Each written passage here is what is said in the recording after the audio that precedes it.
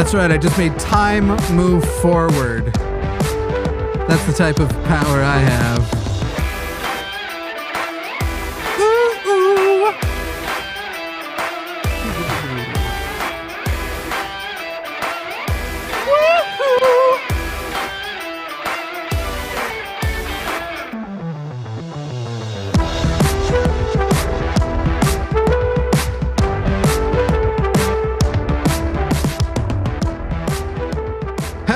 Everybody, and welcome to another very special episode of HOSTility, the show where I feel like I always say it's a very special episode, and we always have a very unsatisfying, too quick of a fade off of the music. I mention it almost every time, and then I forget to fix it after the fact. I feel like the music goes away too soon. It should be a slower fade. I'm Jimmy Snow, and today joining me on HOSTility, one of my favorite people and other YouTubers, creators, somebody who has many of the same interests and passions as mine as far as like things we focus on YouTube. I am joined by Telltale, Owen Morgan. Owen, how are you? Doing well. Thanks for having me. Are you more, do you feel, and I feel like you'll get this question more than most people probably usually do. Are you more Owen Morgan these days, or are you still feeling like you're pretty Telltale? Oh, I'm definitely Owen Morgan. I'm trying to embrace it more. In fact, I changed the name of my channel from Telltale to Owen Morgan, parentheses, Telltale the other day. Yeah. Yeah. And so is that a step, or is it, because I did the same thing. My channel was initially Dear Mr. Atheist, then it was Mr. Atheist, then it was Mr. Atheist parentheses Jimmy Snow, then I swapped it, Jimmy Snow parentheses Mr. Atheist, and then eventually I just dropped the Mr. Atheist. It was Jimmy Snow. Yeah, it's a little bit of a step for me, but Telltale is very much my brand. So I have a bunch of other channels with the name Telltale, like Telltale Unfiltered, Telltale Fireside Chat. So I'm going to end up sticking with the brand, but yeah, definitely want to go with Owen Morgan a little bit more, I think. Sure. Well, today we're going to be taking calls about cults, about deconstruction, about, honestly, you can trade it as whatever you want, because we both talk about a ton of topics, I feel like. And so staying within, obviously, the topics of neither of us are interested in talking about, like, what our favorite snack is or something. Nah, that's not true. I would talk about it, but... Baseball, football. Yeah. Not really into those. Don't care about sports. I'm not going to, just tell you where I live if you call in and you're like, so Jimmy, what's your address? None of that stuff, but topics, social issues, political issues, but especially atheism, deconstructing from, in Owen's case, the Jehovah's Witness. Do we call that church still? The Jehovah's Witnesses? I can. Yeah, sure. Obviously, I deconstructed from Mormonism, so that's why we like when the two of us come on. If anybody has cult-specific questions, or if anybody wants to call from those institutions, I would love to hear from a Mormon, or I would love to hear from a Jehovah's Witness. If any theist wants to call in and tell us we're wrong for being atheists, as we both are, we would love to talk to them as well. The options and lines are open, and you can do what you will. Does it look like my name is a little bit more bold on the title than your name? I'm noticing that right now. It does. Bit, yeah. I'm wondering, is it just size? There you go. Here's what I'll do to make up for it. Okay, I feel special. Now you're much bigger than mine. Now much more bold. Okay. There are going to be people who come in after the little intro and preamble, and they're like, "What the hell are you talking? What is happening? This looks awful." And then just a reminder to everybody, if you haven't already, consider joining the new Line Patreon. It's patreon.com/call-the-line. We're starting to do events there. We'll do Zoom calls with some of the different Line hosts, and if we hit 250 patrons before the end of the month, I'm shaving my head and the sides of my beard, and I'm gonna cosplay as Dillahunty for a week of shows. I'm gonna go just goatee only. Scary. I know. I'm putting a lot on the line for a measly 250. I think we're closing in on our first 100 patrons, but there is a time limit on it. It has to be before the month is over. So get in there. It starts at $5 a month. You got to do stuff with us, and then soon we'll be adding like closing credits to shows. Certain tiers will get that, all of that stuff. And also check out our guest Patreon, patreon.com/. Telltale Atheist, yeah. TELLTALEATHEIST. Yep. It's such a pain in the butt. I know, because I've had to do it to change your URLs once you have changed like your branding up some. Because like you've also just been Telltale for a while. You dropped Telltale Atheist, I feel like, a while ago. Years ago. Yeah, I dropped the Atheist off my name in the first year I was doing YouTube. I've been doing it for, I think, 7 years now, somewhere in there. But I came to find that when I was trying to set up my own like brand, the new brand, Telltale is always taken. Telltale Atheist is always open. So I just kept it as that for like Twitter and stuff. Right. Yeah, there was a time where Telltale Games was a very popular like style of games too, and so I'm sure that. And I think they closed eventually, didn't they? Didn't the company die? I don't know. I just know that. I think it's gone. I just know we don't see it happening as much. I'm gonna keep playing with text. This one looks. This will be cults. Anyway, let's see if our first calls are screened yet and ready. Not quite yet. There are people waiting, but we're getting the screening and their information, which allows me to put them into their title cards and name tags and everything. Generally doing well. How are you? How's life, family? How's escaping your religious hellscape down south? How's all that going?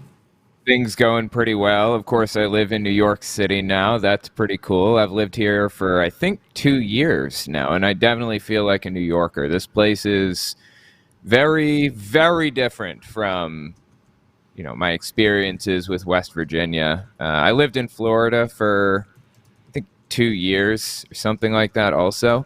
But honestly, Florida sucks. Florida is absolutely awful in every way. Tampa is where I lived, and it was miserable. But New York is my home. I just didn't know it yet. It's always been my home, New York City. I just feels love this place to death. Yeah. I'm hoping to get out there this year, but I'm also hoping to get to a lot of places this year. There's like Forrest and I have been sort of like teasing the idea of maybe doing like a road trip to see all of the best aquariums in the U.S. That'd be cool. Yeah, that would be. Well, Tampa has a cool aquarium, actually. I went to Tampa's aquarium. It's pretty amazing. I'll tell you this. Houston's is the one I was expecting to be really good. It's on the ocean. It's Texas, so they can probably have like lots of animals that you probably shouldn't have. Right. But it was shit. It was a garbage experience. And I looked, and apparently like none of them in Texas are really good. So here's the weird thing. It's owned by the same company which does the aquarium in Denver, but Denver's is like 3 to 5 times larger and also sucks, but is better. And just like Denver, the best part of the aquarium is the tiger enclosure that's mostly there to promote the zoo. Like I'm pretty anti-zoo. Oh, that kind of sucks. But it's anti-zoo. Interesting. Why is that? I'm not a fan of especially any large mammals in captivity. I just think I understand people are going to be like, well, but some of those are the breeding programs and stuff. And I think that, yes, but enclosing them in smaller things for people to gawk at ain't the way. We got to figure out a rescue Have not thought situation. About it. Yeah. Animals are too. It's the same reason I don't eat pork. I started chilling with pigs, and I'm like, you fuckers are smarter than any dog I've ever had. And that turns out to be true. Pigs are much smarter than dogs. It makes me uncomfortable to eat pork now. That's what I've heard, yeah. I'm slowly trying to work my way toward. This is one of those funny things where it's like, I actually am considering these things and like the ethical ramifications of blah blah blah blah blah blah. But because I'm not going full vegan, I'll still just be called like a hypocrite and someone with no moral basis. So people will be mad we're talking about diets at all. I'm trying to transition to a mammal-free diet, basically. So you're okay with like fish and other types of creatures? I don't like seafood.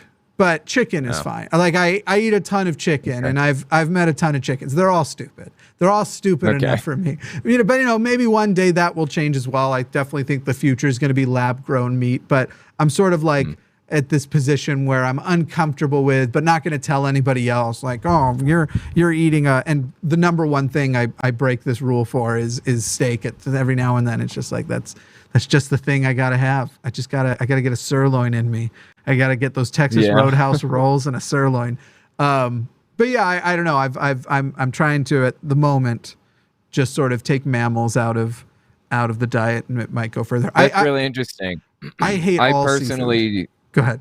Oh, I love seafood. It's fish, shrimp, scallops. Oh, it's so good. But yeah, I understand where you're coming from with the whole veganism thing. I don't think that I think the primary hang up between me and a vegan is vegans tend to put a little bit more moral weight on animals than I do. But, I do get the point that they're driving at with a lot of stuff, like should treat animals better and stuff, right? I totally get that. There is something funny about like, there was a time period where I was researching it because I was getting attacked so much. And I was like, holy shit, they ignore so much. And so many of these lines are so fucking arbitrary where you're like, for example, the more, and somebody's going to come in with a comment and be like, that's a bad argument. That's what they always say. They don't actually say why it's a bad argument. They just say that's a bad argument. But it is true. If we were to take meat, if the meat industry goes down, the farming industry for plant-based foods will skyrocket, and soybeans and corn and several other foods that small animals really like, their deaths will skyrocket. And it's actually debatable about if you're talking about number of brains that are being stopped from ceasing from existing and killing, that you're actually stopping any more or less people, more or less animals dying. Because it's a ton. To be able to keep soybean farms profitable and get as many crops out as possible, you have to in some way either kill during the process of harvesting or prior tons and tons of little mammals, little vermin, and rats and burrowing things. And then you're also having to poison. There isn't a way to not do poison free on that scale where you're coming out and you're having to use certain pesticides and stuff. And so if we're just talking about animal brains, not just insects, it will skyrocket. And really so then, what's that? It's a complicated issue. Exactly. But then you have the environmental issue, which is completely like livestock and all that stuff and how much that affects. I know we have calls signing up. One thing I'm going to mention to anybody who's like, just get to calls. This technically isn't that show. We do calls. This is HOSTility. This is where I bring a person on and we talk about the things we want to talk about because I want you to see a person. It's all about the host, the hosting somebody here. But anyway, the environmental stuff is true too, where you're like, oh, fuck yeah. Like fucking... cows are really bad for the environment, right? Yeah, but you know what else are? Airplanes, which transport fucking veggies. If you're not... And here's the funny thing. I put a hard... attempt into eating locally grown stuff, even like I try to do like farmers markets as much as possible, but also like the chickens I try to make sure are from farms that are I feel are a little more humane to their chickens that are from nearby and shit like that. And I was thinking about this and I was like, the amount of effort I put into my carbon footprint, I don't fly places. Part of that's that I hate flying, and maybe I'm going to have to change that at some point. But literally just like the amount your carbon footprint goes down if you just don't have imported stuff, if things don't arrive to you by plane, is tremendous. And it's like, it's a devastating level of emissions that are coming from planes that are just transporting like avocados. I had no idea about that until fairly recently. I saw Piers Morgan talking about something or other that I remember him yelling about it too. Yeah. Because he likes to fight. He likes to. The thing I don't like about Piers Morgan is, don't get me wrong, I find some vegans like the vegan he had on insufferable, but that's who they target. Like that's who they. Yeah. It's like how Fox News always brings on the most idiotic version of a left-wing argument they can. A person who just sucks at it. That's who they always bring up to fight. And it's like, man, I wouldn't do vegans dirty by letting that be the vegan representative. There are perfectly reasonable vegans out there.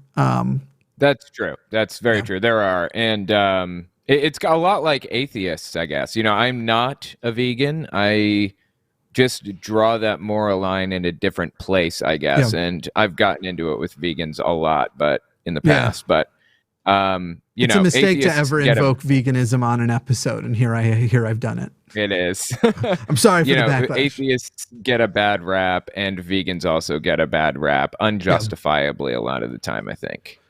Yeah, I guess it's sort of, yeah, you're right. It's very similar because there are atheists out there who somehow represent atheism, and yet they suck. They're fucking garbage people. They're fascists. They're fucking assholes to minorities. They do that, like, I left fundamentalist religion and I became libertarian, but my definition of libertarian is nobody fuck with what I have, and I should be able to call everyone slurs. Like that's right. That's like the common pipeline, especially for white men who leave fundamentalist religion. And then people are like, this is what atheism is. And it's like, yeah, fuck, why would you want to become an atheist if that's who you feel like your community is? And so I guess the difference though is that atheism shouldn't be considered a community by title.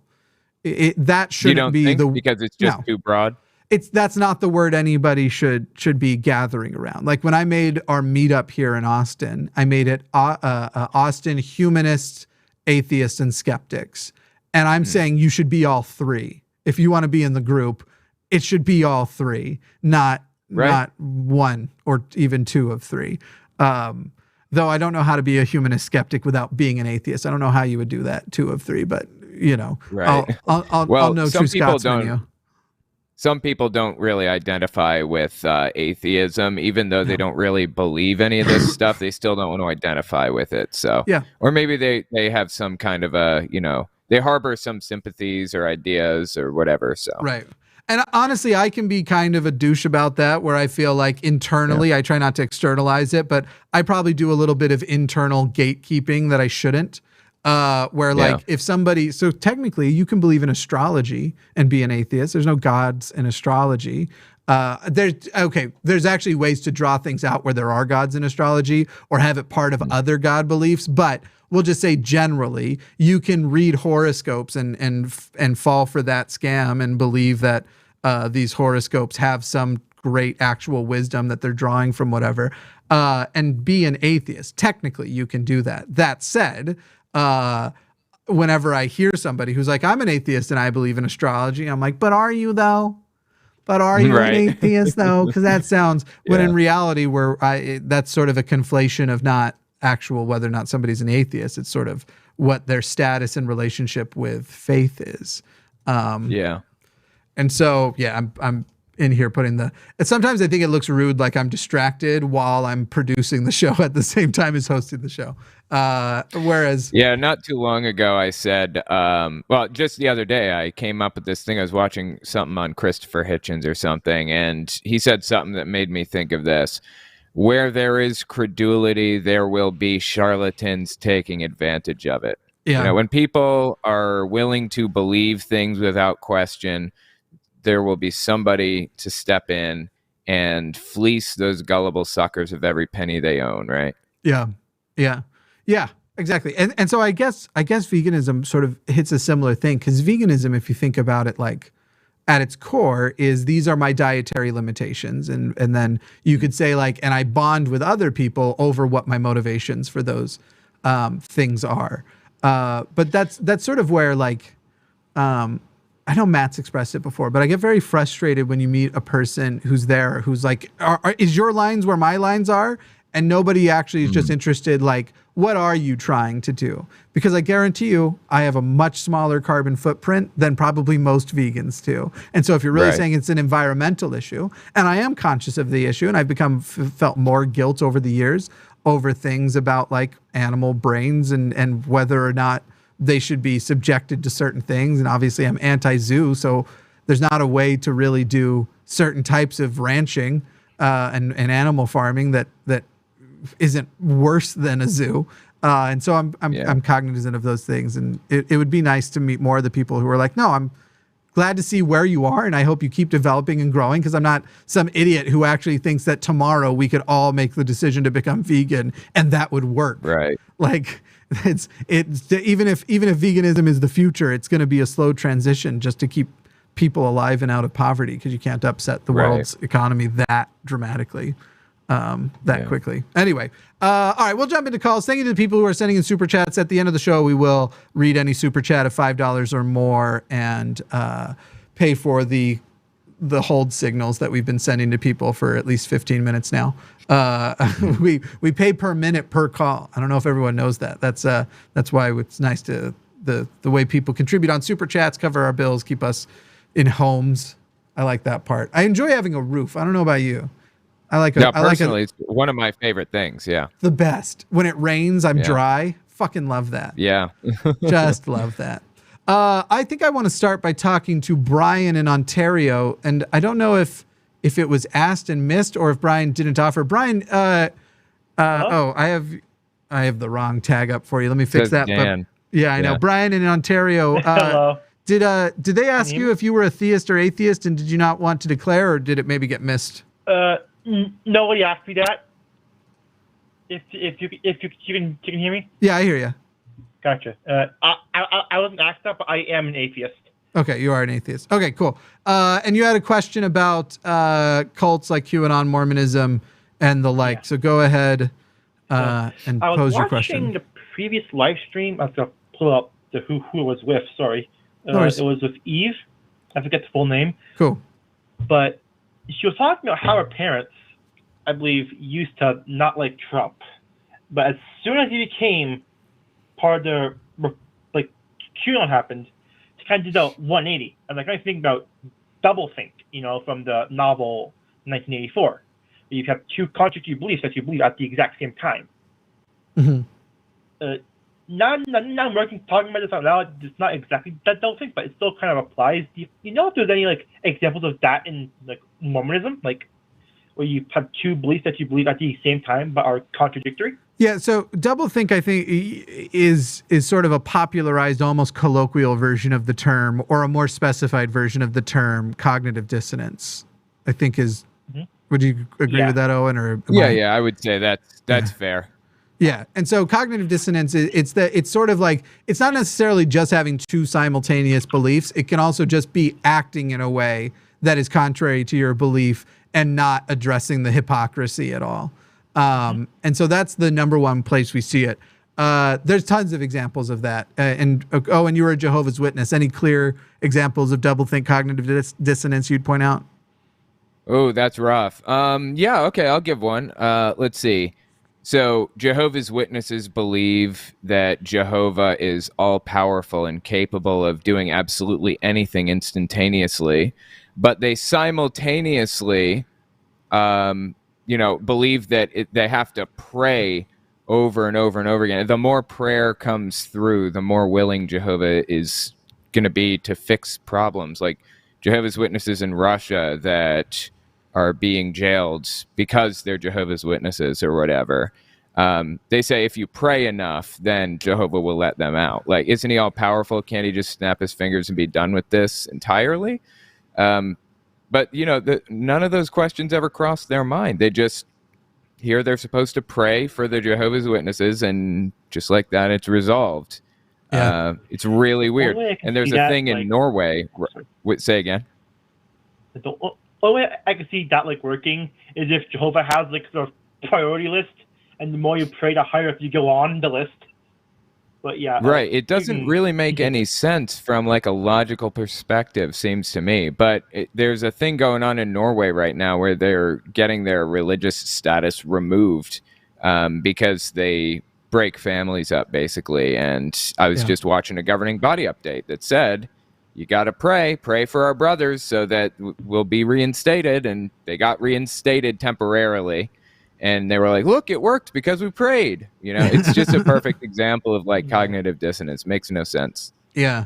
I guess if I had to try and figure out a more closer to the Orwellian sense, if I tried to specifically, I feel like I could do cogdis from Mormonism all day long. It's most of their beliefs. I mean, even silly things about the word of wisdom is about keeping your body healthy. And so, you've got this stuff that is why we don't do coffee, and maybe that extends further in, and we don't do tea. And yet, does anyone buy more energy drinks than a Mormon, especially at BYU?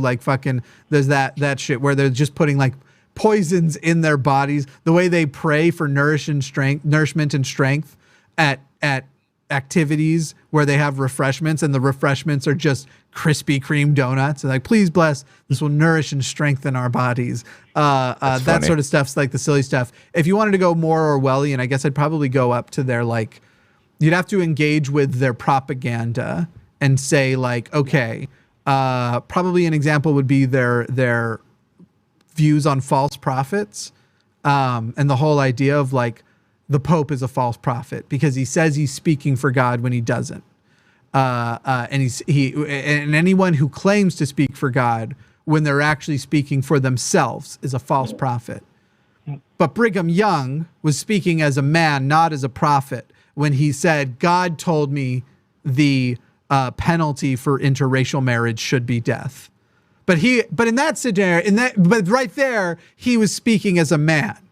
And then you have to have then the level of lying to yourself about, like, and that's like true, like that's just true of people because they're not perfect. And so the prophet, yes, we do say if the prophet speaks, you can consider that as basically words coming out of God's mouth, just the way you can see the Book of Mormon and the Bible are the words of God because the prophets wrote them. And those books, by the way, the Book of Mormon is a perfect book. None of those alleged prophets that we're saying are separate prophets than the people who were just writing it down. So even if you granted that Nephi lived, he didn't. Nephi's a made up person. But if Nephi lived, like, nothing in there is imperfect because he's the prophet and he wouldn't have written it because he's perfect. But these other times, and so here's the thing, and you literally just have like layer upon layer upon layer of lying to yourself to justify it. That's like my, I guess, interpretation of if you wanted to go like really deep, several layers of how much you have to justify through being dishonest, like Orwellian cognitive dissonance. Yeah. I think I was just trying to give something more close, I guess, to what I remember from 1984. I haven't read the book in like 5 years. That's super interesting, and it's almost like it's like they have individual explanations for each thing, but none of the individual explanations are like cohesive together. Like you can take the explanation they give for this thing, but it doesn't match the one they give for the other thing. It's super interesting, right? Yeah. Yeah.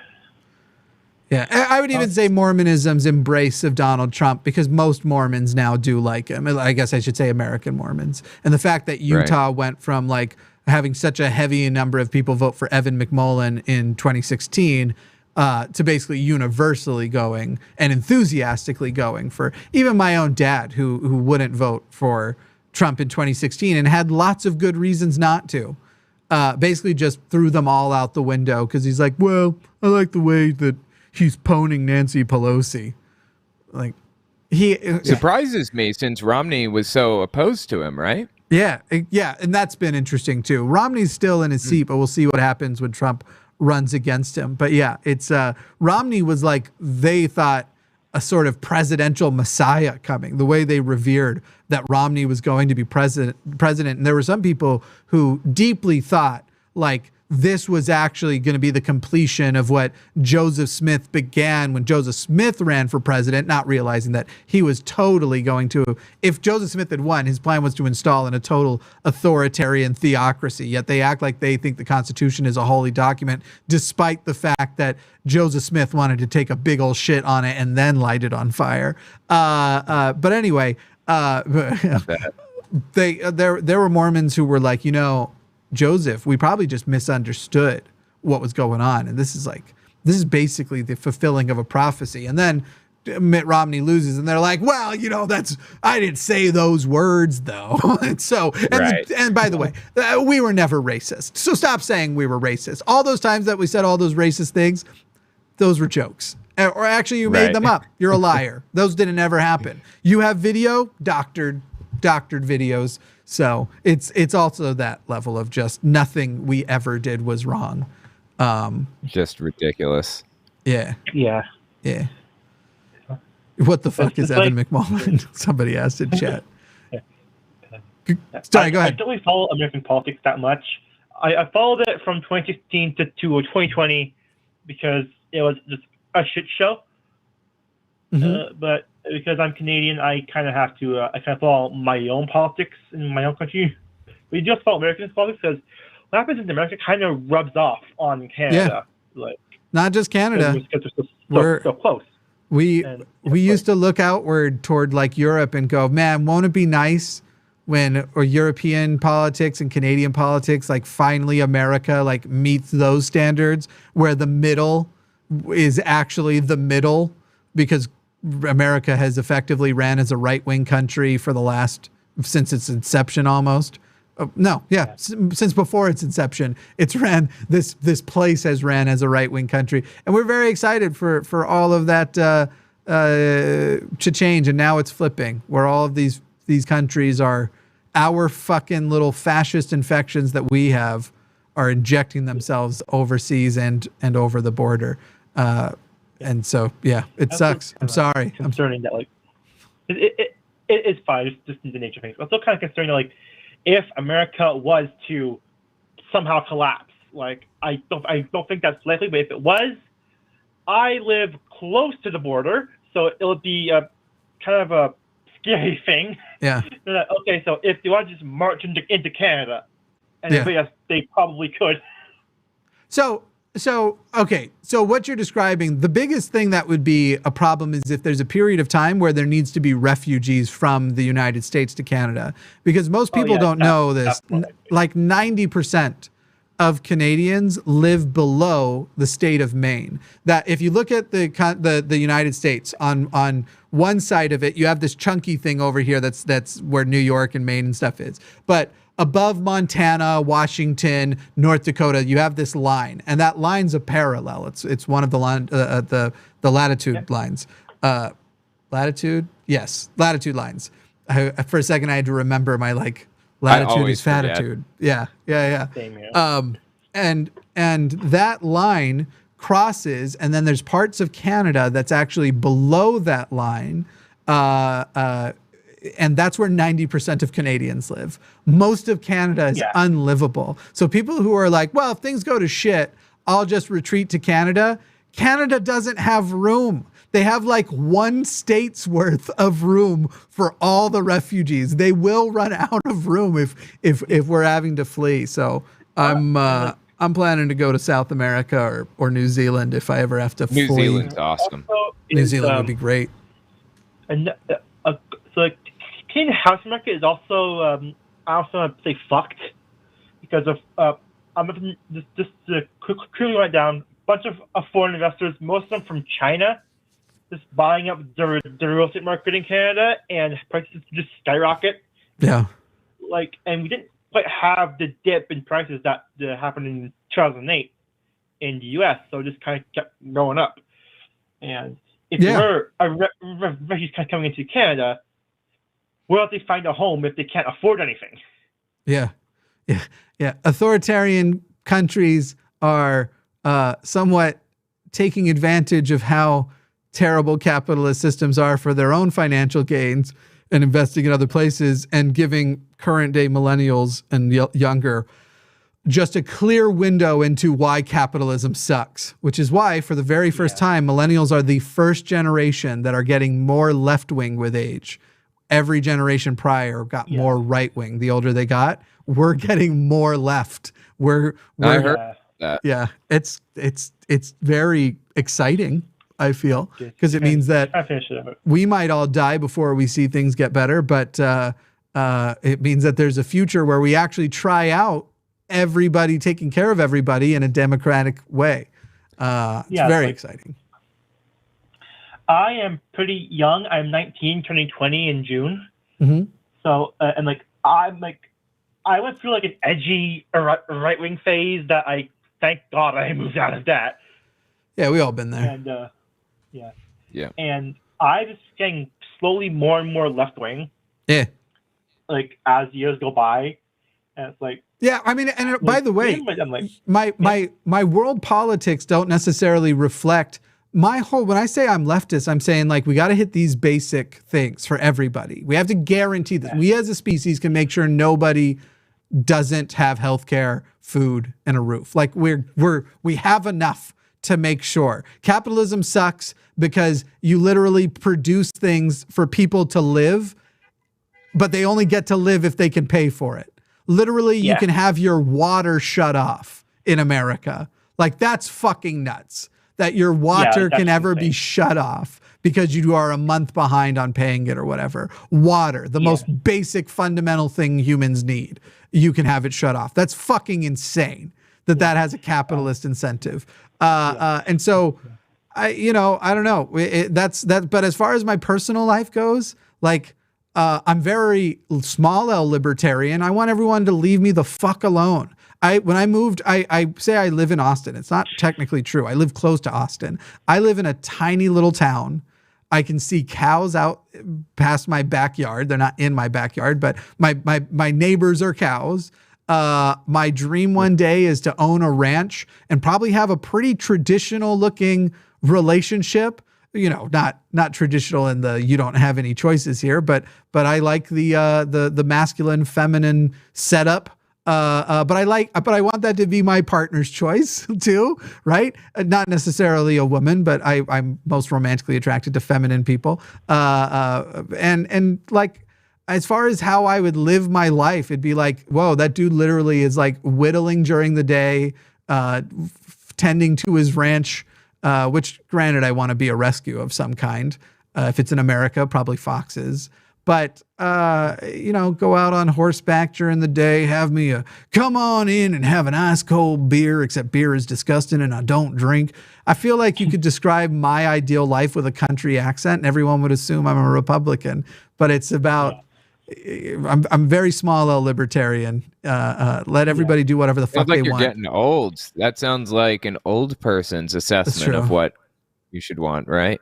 It's true. I think I've always wanted to be old. Like, I think that was always my vision of when I'm old, this is what I want. But I like living close enough to a big city that I can go experience stuff twice a year. That's nice. I love the big city. I know you do. I'll take it anytime.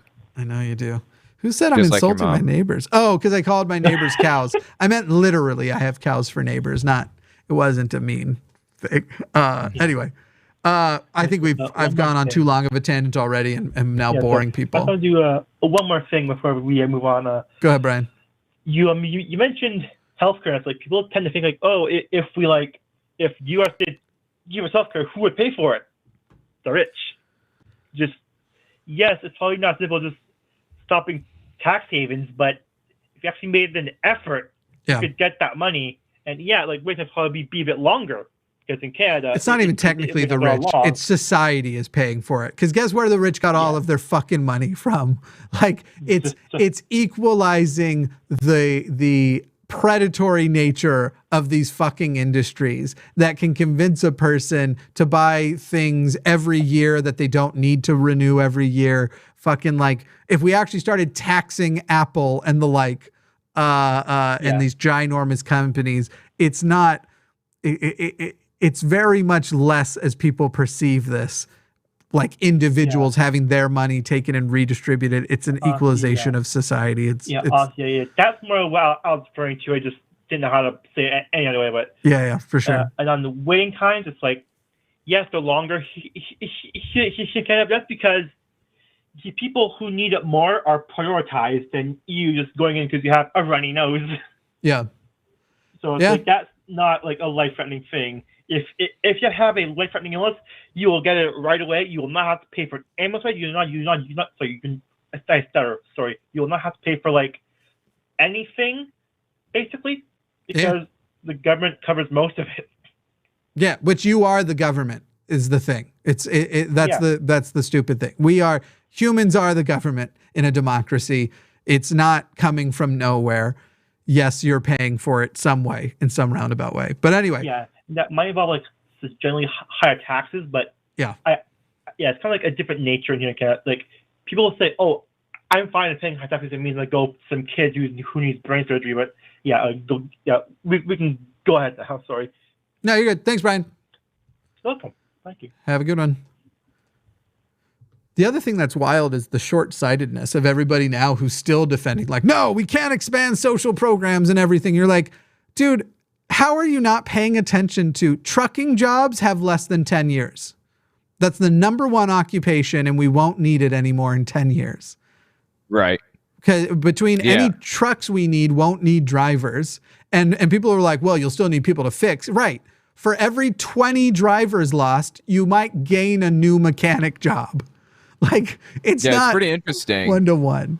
Go ahead. A lot of occupations will be dealing with, I think, in the near future in the U.S. will probably be software engineering jobs, developer, artistic jobs, political commentators, or UI design. But that's about it. Yeah. I don't even think most artistic jobs are. I think presenter, public figures speaking to people because people like to attach it to a face have a little bit more time, but AIs are even getting pretty fucking good at that. And if you just even look at like the way, like imagine a much more advanced version of a VTuber where it's like the thing that a person might be lacking is being confident presenting their physical self. Eventually, like even that's going to be one person responsible for 10 to 20 public figures that are actually AI bots that look incredible, that they can like put their general thoughts in. The AI can make you write everything a lot faster, even in your own tone of voice and your words as it learns what you like. Because currently there are YouTube script writing AIs. And there are people making millions of dollars just making bots read these AI things and then posting those up as short form videos. It's lots of those channels that are like the 6 best smartphones of such and such. And it's having AI write the scripts about these smartphones and shit. But then I was a photographer for I would say professionally, you could say for 5 years before becoming a YouTuber, like at least succeeding enough that for 5 years it was paying enough of my bills and eventually all of my bills to call it my career. I was a career photographer before YouTube, and that's gone. That's fucking so fucked.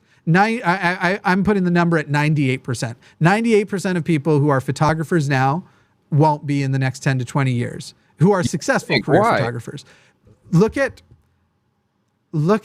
what the first attempt at a popularized AI photo experiment was.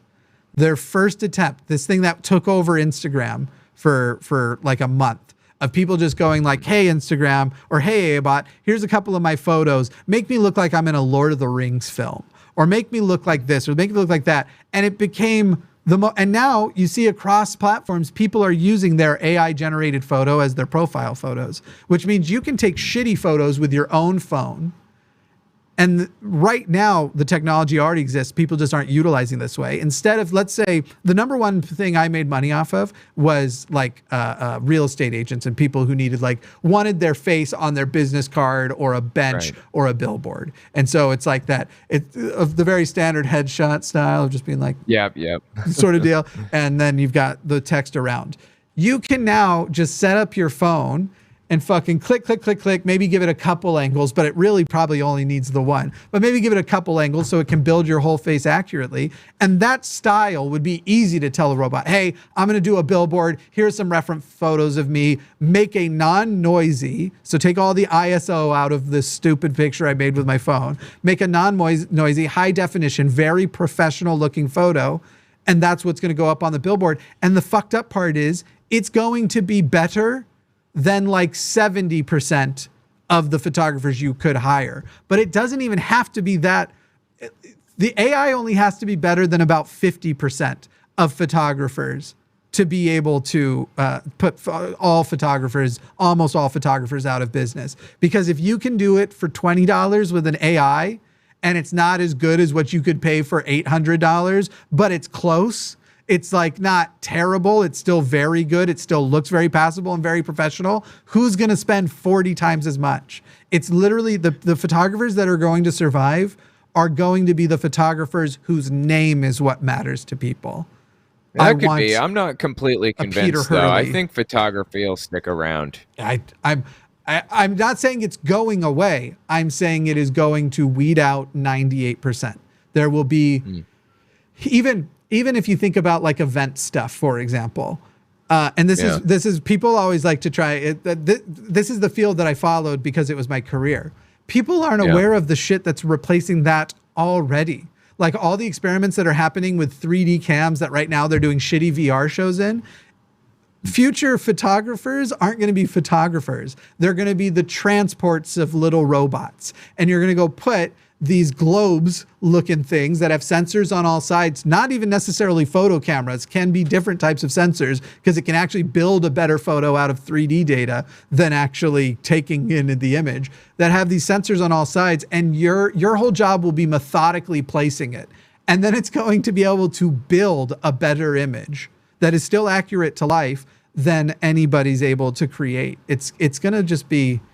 I can see that. Yeah. But you do still have the job. I mean, they would still be considered photographers in a traditional sense, even though they're not really doing anything more than placing the stuff down and processing the data, right? But yes, and it won't have near as much. The amount photographers make, especially on event and wedding photography and shit like that, it won't have that value because the thing you'll have to beat is, okay, should I pay somebody to bring that when there are going to be 500 people at this event wearing some kind of camera that we could for free run through an AI or for free improve shit on or for very low cost improve shit on. And when I say wearing a camera, I'm not just saying you have your phone.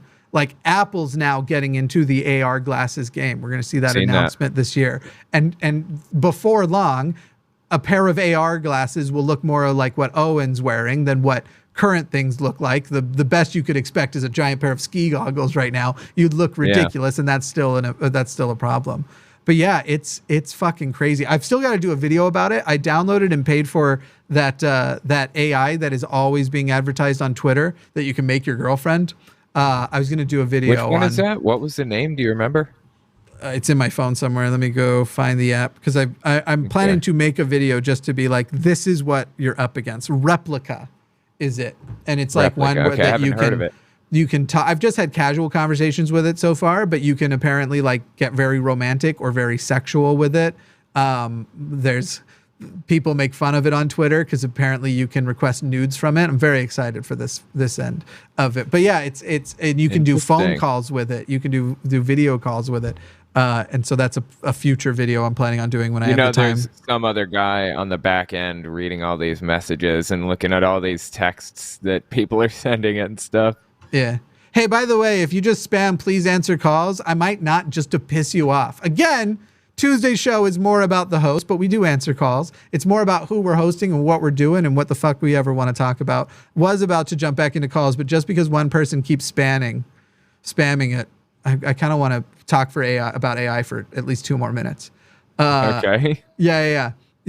So anyway, by the way, there are people who use these bots now. For example, I talked with a friend and I was like, hey, I've heard of this if you want to try it.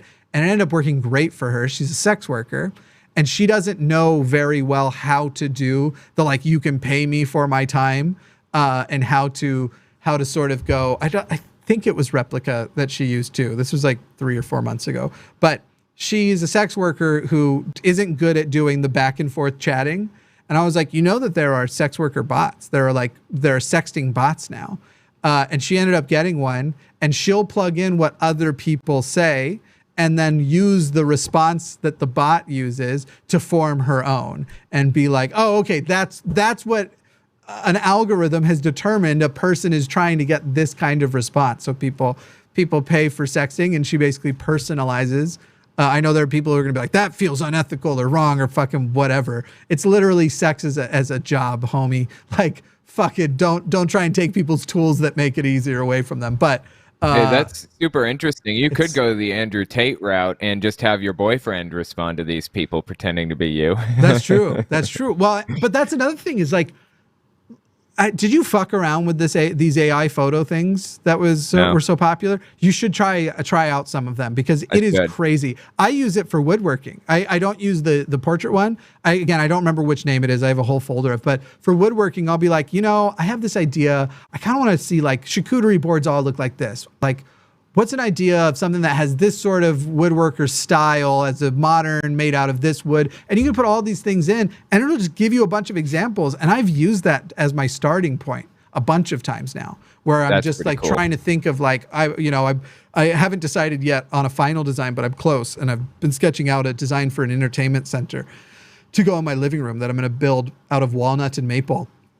and I've used these AI robots. But the other thing you could literally do is go like, you could take photos of yourself, or if you're well known enough, you can just say the name. And so Owen Morgan might work depending on how many photos Google has of you. You could literally go in and be like, Owen Morgan as a redhead with big tits.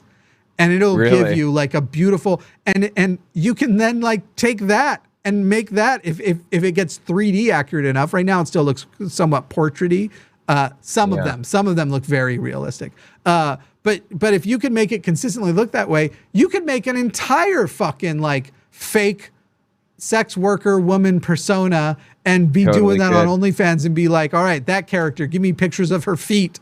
Somebody's paying for that. And then use replica to form like what these people want you to say in response to their sexual advances and shit like that. Like the possibilities of just digitally catfishing people are so immense that there's no way no one's doing it already. That's true. I think catfishing can be illegal in some circumstances. There is one thing I wanted to mention, though. There are two other Owen Morgans. One of them is an old lacrosse player from a long time ago, so I don't worry about him. But the other one is like a 12-year-old boy now that's like on Cobra Kai or something. I don't even know. Oh, that's funny. So you probably don't want to type that in, Owen Morgan with red hair and big tits. Not the greatest plan, but yeah. Yeah. You might have to use your own reference images. It's all terribly interesting, and the whole world's going to hell. All right, we'll get to some calls here. We'll jump in and whatever, because that's, I guess, the show. We're talking to John in Nevada. John in Nevada, how you doing? Hi, I'm doing well. How are you? I'm doing all right. What did you want to chat about? I guess my question, well, before I start, I just wanted to say Jimmy Snow, right? This is Jimmy Snow, right? Yes. And Owen Morgan, I just want to thank you guys so much for all your work. Thanks. I used to be Mormon as well. My condolences. And yeah, a lot of your work, both of your work, honestly, you guys are kind of like a dynamic duo, was definitely a big help for me. So I'm 21. I left the church when I was about 19. And when I got out of there, I found I'm kind of nervous right now. No worries. I promise you, it's all downhill from here. We both are deviant assholes. Oh, okay. Yeah. No worries. But yeah, I mean, I ran into Owen's stuff when I got out when I was about 19, and then from there, that's when I ran into you, Jimmy. Sweet. So I just want to say thank you guys. Big help. Definitely helped me to continue getting out of the church and cementing that leave for me. Sure. So thank you. Yeah, it's oftentimes it's pretty hard to find your way out because a lot of churches have they're very averse to people looking at critical information. So the fact that you got to the point where you could look at critical information at all is a big step. And we were here talking about all this stuff, but taking that first step was a pretty big deal for you. So don't undersell the work that you put into. Hell yeah. Yeah, thank you. It was actually that that documentary, The Murder Amongst the Mormons? Yeah. About the Salamander Papers. Exactly. That was the one that kind of got me going, and that's when I ran into Owen. But nice. Yeah, that's not that long ago even. Yeah, it wasn't. It's been 3 years. Wow. So yeah, I'm definitely in a much better place now. But my question to the both of you is about where do you get your information in regards to news, and how do you stay up to date on pretty much everything, because that was one thing that I was kind of concerned about leaving, and definitely being on my own, trying to figure out where do I get good information, credible information, and I understand critical thinking stuff, but I guess it's just where do you typically go to, or is it a number of different sources that you guys go to? You want to go first or me? Up to you. If you're ready to go.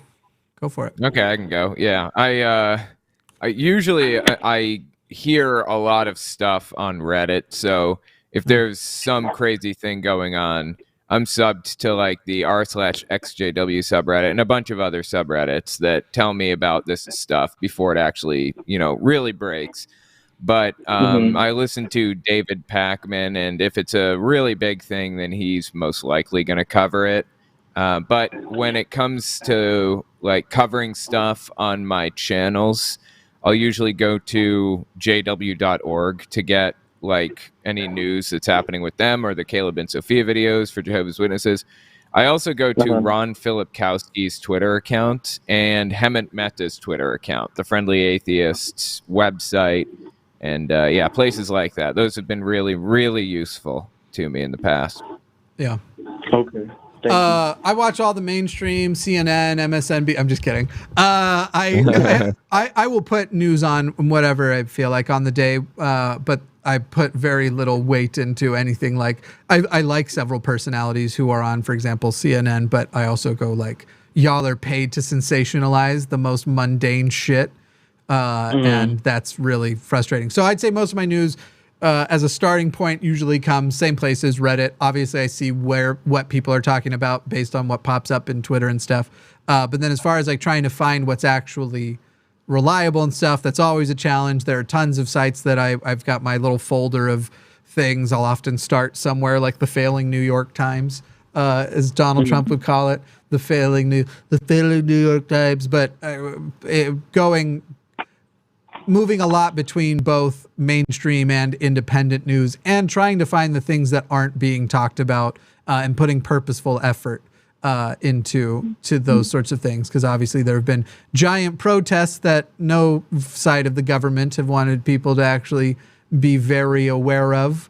I worry about even mentioning some of them for fear that YouTube just goes like, what rock did you just mention? Demonetized and suppressed. Because I don't know who's in on this whole fucking thing. And so while I'm not a QAnon level conspiracy theorist about they're controlling what they want you to see, they are also controlling what they want you to see. And so you have to put effort into trying to go around what a lot of entities are interested in you not seeing. I don't think I've had too much trouble with that, but I have covered a lot of stuff from going back to sources. Media Matters has been useful also. Yeah. Right Wing Watch, Christian Nightmares on Twitter is good. Patriot Takes on Twitter is good. You mentioned a folder, so I figured I'd go through my folder. Raw Story is pretty decent. Aron Rupar I haven't really used as a source, but for videos and stuff, but I've heard that he's pretty interesting. So yeah, those are some other good ones. But I'll tell you this, John. And it's super easy to get bamboozled. You gotta fact check your stuff. Sorry, go ahead. Definitely. I'll tell you this, John. Yeah. The theme of my 2023 is I know what 2024 is going to have to be like.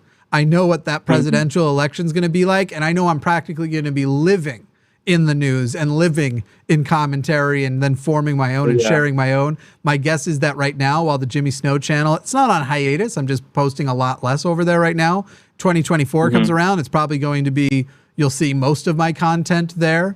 The line will still be going strong. Don't worry. I'm not going to abandon the line. But right now, the theme of my 2023 is I will show up for that which I must be, but I'd rather whittle otherwise.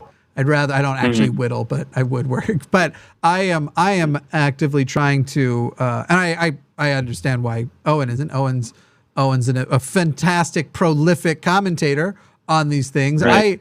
I hate everything, the world, where it's going, and I'm right now finding so much mental health and joy in not doing that lately, that I feel like 6 months ago, I practically was like, you could see wires coming out of my face. I was so plugged into everything going on, and I was also extremely unhappy. And now I'm checking every now and then, but it's not like it was, and my happiness has gone through the roof. Dude, let me tell you this. As far as like political commentary goes and being depressed over it and stuff, there is one important fact to know. Every successive generation is more progressive than the last. So in the 1920s, women weren't allowed to vote. in the 1960s, black people were drinking from blacks only water fountains. In the 2000s, gay people weren't allowed to get married. Every single generation gets more left than the last, and that's how it's been since the dawn of time. So I know that things are going to get better, given enough time. They will get better. So I'm just going to sit here and chuckle over it for now. I debated Aron Ra on this very fucking thing. Really? Yeah, because I don't agree with either of you. I don't know that it's going to get better. I hope it is. But every single conflict we've had so far, what you're describing is correct, but there's dips, right? So it's like things are getting better, and then Germany in 1910. And then things are getting better, and then Germany again, those fucking Germans. Right. And you have these dips. And right now we're having a worldwide dip beginning where it's lots of cold, almost social civil wars that are heading toward an altercation between people who have weapons that aren't like weapons we've ever had. So in the past, even like in World War II, during that dip, the fact that any atomic bombs were used, one, they were new, and two, like even back then, everybody was pretty sure it was fucked up. And then there's this sort of patriotic time that goes through the 70s and 80s where we're like, no, we're proud of it. And then and now everybody's back to like, nope, that was fucked up. That was fucked up. That should have never. The fact that a bomb has gone off in a tactical way, a non-testing way, is fucked up. And so like right now, you're literally sitting with a fucking madman, the modern day Hitler in Russia, who is losing to a country the size of like Alabama. I don't know if those actually add up, is getting pissed off, is clearly going insane with old age. There was already reports of his insanity growing while fascism is on the rise, and this time the fascists have nukes. Yeah, that makes sense. There's a chance things could go awry very quickly, but I honestly think we're going to be okay. I don't. In the 1970s, for example, when we're talking about like all these things changing with civil rights and stuff, what was the proportion of guns to people in the U.S.? Nothing close to what it is now. And you couldn't buy certain guns. And now you have a group of people who were saying, shut the fuck up about being a bigot, which is the right thing to say to them. Stop being a fucking bigot, you piece of shit. And let queer people live their lives, and let trans people live their lives, and live in a society and be a good member of society. And by the way, there are ways you can be a good member of society and just live your own life and stop trying to impose your religion on everyone. And we're getting to this moment where they're already saying it, where they go, oh, I hear you. Why would I? I have fucking guns. Why would we? One side of our conflict here is far more armed than the other. So your words are very sharp right now, and we haven't gotten to the point of violence just breaking out all over the country and being in an actual, like, whatever civil war could potentially be coming won't look like a standard civil war. It's not going to be armies meeting at the, Colorado, New Mexico border or whatever. They have a border together, right? Yeah. And it's not going to look like that. It's going to be these sort of like satellite conflicts that happen. And there's going to be things like what already happened, like the insurrection, where they Lots of stochastic terrorism. You're right. They don't politely not bring a bunch of, at least start using a bunch of guns. They definitely brought a ton, but they didn't start using them. That's the place I see us going. And so here's maybe what I think I mean. Owen, I think humanity probably will survive. I think humanity probably will be better. But in the middle, between here and there, something terrible is coming. And I think everybody agrees on that, even if you think we're going to... I don't think you... Even Owen, who says you think we're going to be all right, I don't think you think, though, that it's not going to get worse first, right? Am I wrong? I look to, I think it will probably get bad, but I look to Ireland in the Irish Troubles, the battle between Protestants and Catholics to kind of get a gauge for what we can expect. And I think what we can expect is lots of hatred and stochastic terrorism and people like libs of TikTok calling out people that they don't like, and those people being attacked and stuff. Yeah, targeted. That's already happening now. So here's my issue, and I guess where my number one like sticking point is even if humanity is okay eventually, a lot of people are probably going to die first. And because I think so.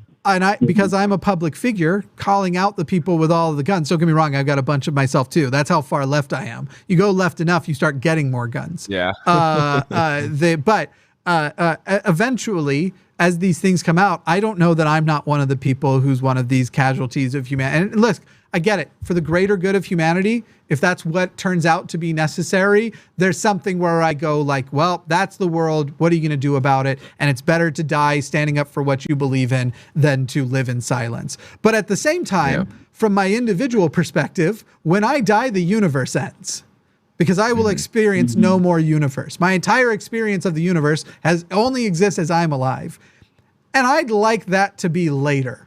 I'd like, what's Tyrion's quote? Like, how do you want to die of old age in my bed with a mouth on my dick or something like that? Like that's, I haven't heard that. It gets very dirty there at the end. But wasn't that on Game of Thrones? It's like, how do you want to die, dwarf? And he's like, of old age in my bed with a whore's mouth on my cock, I believe is the exact quote. Anyway, okay.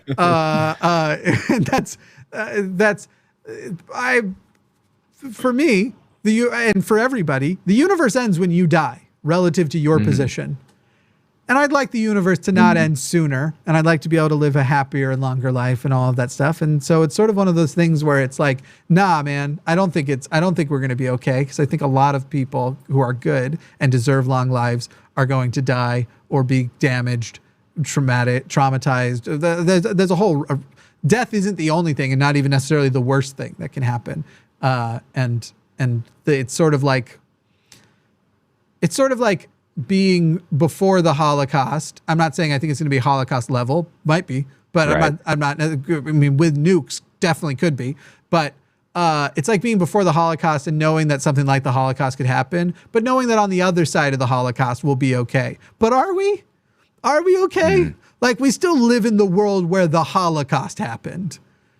Yeah. And humanity didn't stop it. Right. That makes sense. It is a concerning situation, but I don't think it's going to get as bad as you worry. Now, people are going to get hurt. And they're already getting hurt, like I said. But I don't think it's going to get much worse than we're at right now, honestly. And I think, John, didn't you have a question earlier? Sorry. I want to let you fit that in. That's no, it's okay. Thank you. It has to relate to what you're talking about. Both of you were talking about. Like, where we get our news from. Well, it's kind of like bouncing off of the stochastic terrorism point. I guess it's kind of, I want to know, like, because in regards to like the whole, we're looking at more and more mass shootings, more and more violent acts towards people of minorities and other groups being attacked. You know, what do we do about these groups that we're finding like online, that are like on things like 4chan or on Reddit, even like with incels, like what, because I asked that same question to Dr. Steve Hassan, like on a live stream that he did. And he said pretty much to like, you know, that they're like a death cult. So I just wanted to see like, how do we get rid of, not like necessarily get rid of it, because I don't think we'll ever really get rid of it, but how do we alleviate it? You know what I mean?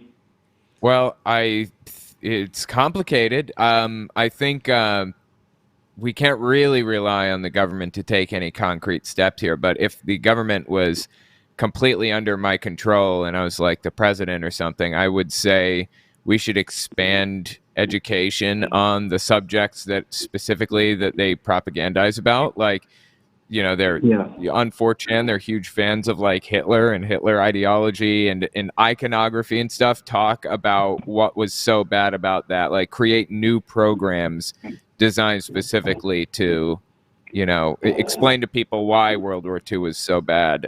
Probably give people a civics class every single year of their life all the way through, you know, elementary to high school at the very least. But what can we do specifically right now?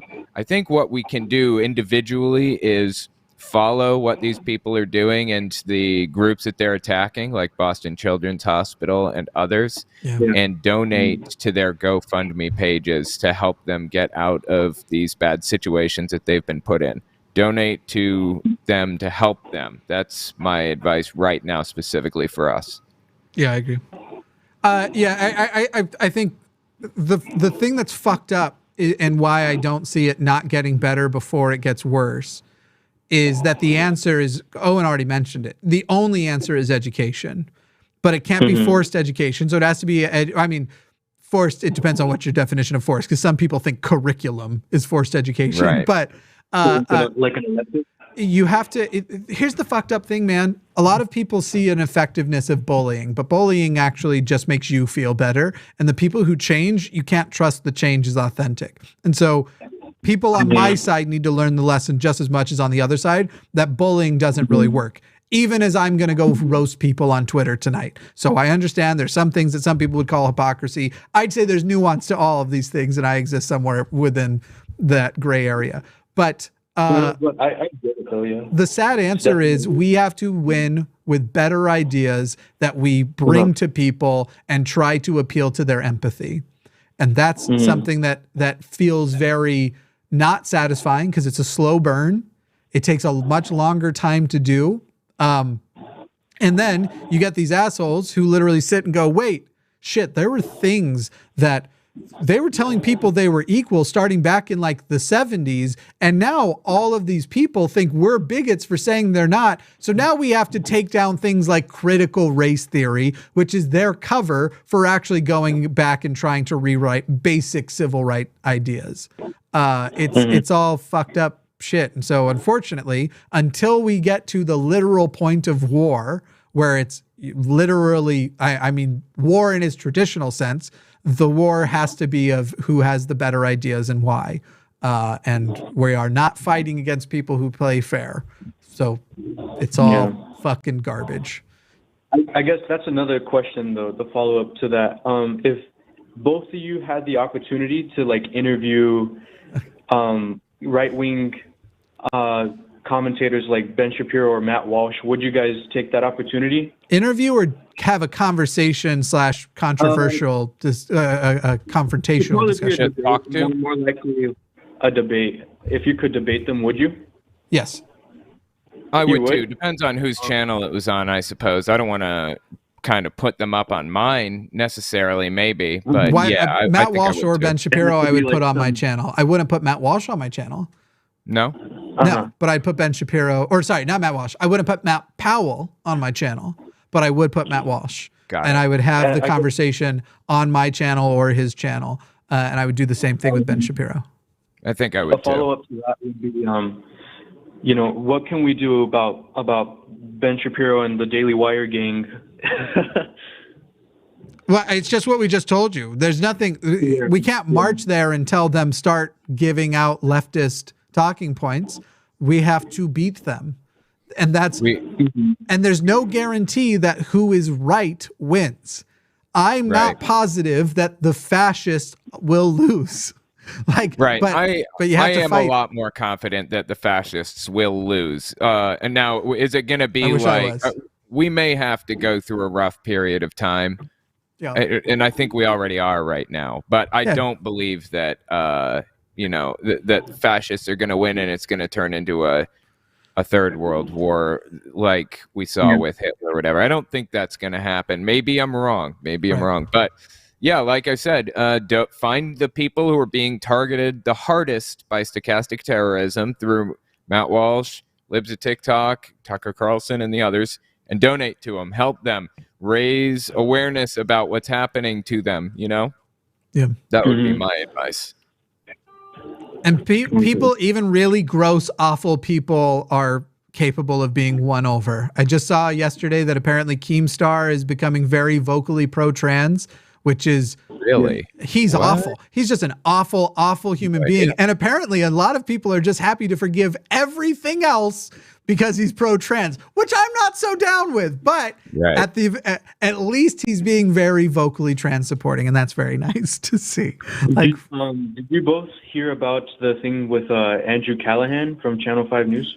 Yeah, so, and this is one of those things that are complicated because I am not, when I say this, I am not saying that sexual assault or being just sort of a person who is violating other people's consent or being too coercive aren't serious issues. It troubles me that these are the things that take over people's social awareness and consciousness. Because while that should be handled and dealt with and everything, there is way crazier fucked up shit happening right now in Congress. We've all pretty much are just not talking about the number one battle between fascists and democracy right now is happening in Ukraine. And we're basically just now waiting to see how it turns out. Nobody's really giving a shit. Like, if you want to talk about things getting bad, yeah, things are tough right now if you're in America, but it ain't Ukraine bad. That's not what your fight against the fascists look like.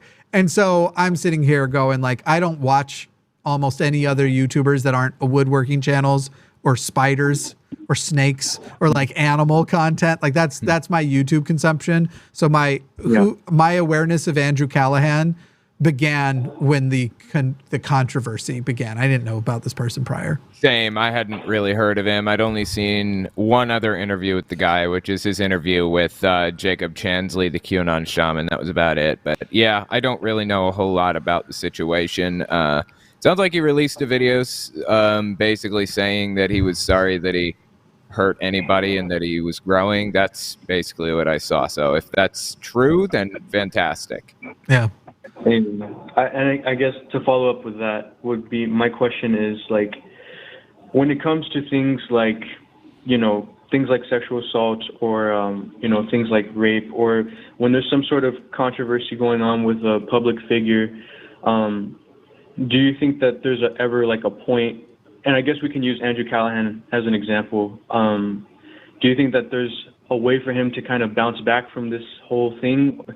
Or I don't know enough about his situation to say whether or not it should be bounce backable. I have no problem with if a person literally, like, it's that stupid word we're not supposed to use on YouTube. Hopefully we're far enough in that we'll get away with it. If a person literally rapes somebody else, I have no interest in that person ever having a public voice again, except I guess maybe in the system of, hey, here's what a piece of shit prisoner thing I went to prison for, and I'm here to help rehabilitate other people into being decent members of society. And even then I wouldn't put them on YouTube and give them millions of dollars to do it. It's like, maybe you let them go talk to prisoners about that shit. So I don't know enough about about his situation and to look at what he did. I've seen enough from other people that it seems like the general consensus, even amongst people who are progressive and usually are pretty quick to attack on things like that from what I've heard, he hasn't done anything that is irredeemable. I could be wrong. I don't know. So don't attack me. But it seems like most people are thinking like, yeah, this is a person who fell for toxic masculine culture and was a little bit too coercive and too whiny and persistent and nothing at a major level. Again, I don't know enough to say whether or not what the level of what he's done should be redeemable at the point of being a public figure. Generally, amongst society and people in general, I think we should always hope for rehabilitation. And for most things, with few exceptions, like rape, pedophilia, probably murder, but there's even some exceptions there. We should, with most things, except those exceptions, have a pathway to rehabilitation, being able to not just rehabilitate you as a person, but your image as a person and your reputation and the like. That's my instinct. And if you don't do that, religions will win those people over, because religion offers that to people and lets you get forgiveness, not from the people you actually fucked over, but from a guy who's not related to the incident at all. And if we don't have redemption options out there for people, they're going to radicalize. Yeah, I would like to believe everybody should be redeemable. Even like murderers and nutcases should be able to be redeemed in an ideal world. Now, maybe individual people can't be, but I think we should at least afford everybody the opportunity to prove that, they're redeemable at least. So. Okay. And so with that, I guess this will be my final question, and it's kind of to get some advice on some things. So I have a friend who was put through some things from some, people that were close to them. And this this was when I was back in the church, and the church ended up covering some of those things up. And so now it's years past. My friend is doing better. They're, you know, in a much better place, I think, mentally and just physically. They're away from the person that did that to them, and so, you know, they're doing much better. But, you know, I guess my question is, you know, because the person that did that, they're still out there. They're still out there in you know, here in the United States. And they haven't gotten any sort of like punishment, or there hasn't been anything that's been, you know, done to facilitate justice for my friend, and also as well as other people that have been hurt by this person. So I just wanted to ask, you know, what would you say to this person? Because I want to get justice for my friend. I want to get justice for the other people that were hurt in this whole situation. And I'm trying not to name names because I don't know who watches this stuff. But, you know, the Mormon Church was definitely responsible for covering up a lot of the abuse that occurred. So yeah, I don't know exactly what the question is, but I just want to see what you would say to this. Let me comment on that. Churches generally tend to have a structure in which it's almost like their own government structure in a lot of ways. Like the Catholic Church has its own government structure, the Mormon Church, Jehovah's Witnesses, and they set it up in such a way that they handle crimes as sins, and it shouldn't be like that. You know, they should pass this stuff on to the real police, whose actual job it is to do this stuff. And that leads to like a lot of absolutely grotesque, disgusting things being covered up by the churches. This is a huge problem the society's been dealing with for a long time. And if something happened to somebody, even if it wasn't covered up, especially if it was covered up, they should get justice on that without a shadow of a doubt. So I don't hold my breath when it comes to justice being served regarding religion in the United States, because the U.S. tends to favor religious groups a lot more than it should. But at the very least, we can raise awareness to the situation and make sure that people are aware that Jehovah's Witnesses do this kind of shit. Mormons do this kind of thing. They cover this shit up, you know? Yeah. Yeah, I guess the only thing I would say is generally if you are a person who knows a victim, the best thing you can do is be support to the victim and figure out what the victim needs. And don't ever try and overstep the victim's desires, even if you feel like you are champing at the bit to do something. And yeah, the number one thing you can do is support in whatever way best supports them. Yeah, I've been wanting to, like, my friend has been talking to me, wanting to maybe speak up about these things, put it on social media to speak out, you know, just to get the word out there. But yes, I think that is definitely a good point. So I think justice should always be served in these situations, but rarely is, sadly. Yep. Yeah, and we got to make do. But I do appreciate the time for both of you, gentlemen. Thanks, Thank John. you. I appreciate it. And with that, I will let you guys go, or you'll let me go. Sounds good, John. In the name of Jesus Christ, amen. No, I'm kidding. I just did that because you're ex-Mormon. Okay. Later, man. Yeah, I'm ex-Mormon. So, but yeah, thank you. Peace. Bye-bye. Cool. Good call. Good topics. Let's talk to, name is Deviant, pronouns given they, them, from Sweden. Deviant, you are on the line. Oh my God. I know. Do you hear me? I do hear you. How are you? Confused. Sure. Tired. And maybe... Nah, I'm not nervous. It's all good. Well, as I told the last caller, it's all downhill from here. There's nothing to be nervous about. Deviant, what topic did you want to speak about? Well, I was curious about the Jehovah's Witnesses and their rule books, so to speak, the rigidity of their rules towards their members, and how much, because basically everything I know about the JVs is from Owen. But about 20, I'm old. 20 years ago, I had a boyfriend who was an ex-Jehovah's. Him and his family had left, and we never we never really spoke about it, because I know we touched on the subject at some point, but he didn't really. He was more like, it was so long ago and I don't remember. But I know he was at least in his early teens, and we were like 20 something, 22 or so. His mom told me about some young girl who had been assaulted and was made to stand in front of the elders and beg for forgiveness. Tell them about the experience. Sorry?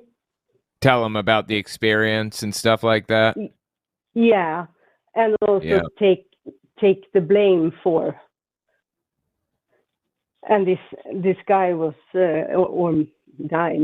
It was man, and this was a child. So it was, and I was really shocked. I thought then that the Jamies were just like not like our then state church, because it's very progressive and liberal, but we have these like free churches, like the Mormons or the Jehovah's and Baptists and all those. But as I've followed your content, I've been thinking more and more, because it was obvious. So they left, the family left the Jehovah's or the Witnesses, or whatever you say. They left because they had an elder daughter, a daughter who was older, right, and she met some guy who wasn't into Jehovah's Witnesses, and the church said, either you disown your daughter or she leaves this guy. And the mother was just appalled.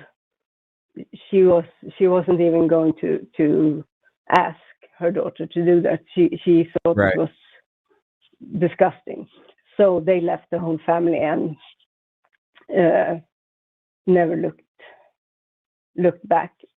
But well, that's good news. It doesn't happen with everybody. Some of them stay in forever and leave their kids behind, you know. Yeah, and I can't even imagine the mental the headspace to do that. Sure. Yeah. Is there a question or a comment that you're wanting to the receive? question is because I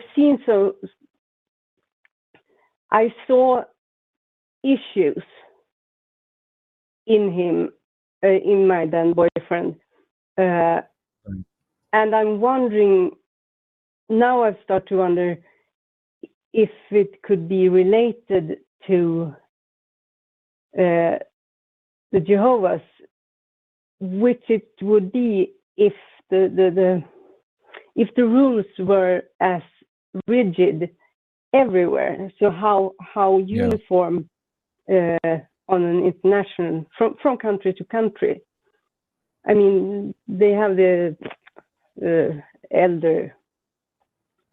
What's it called? It's the elder body or the governing body? Yeah, the governing body. Right. So you're asking?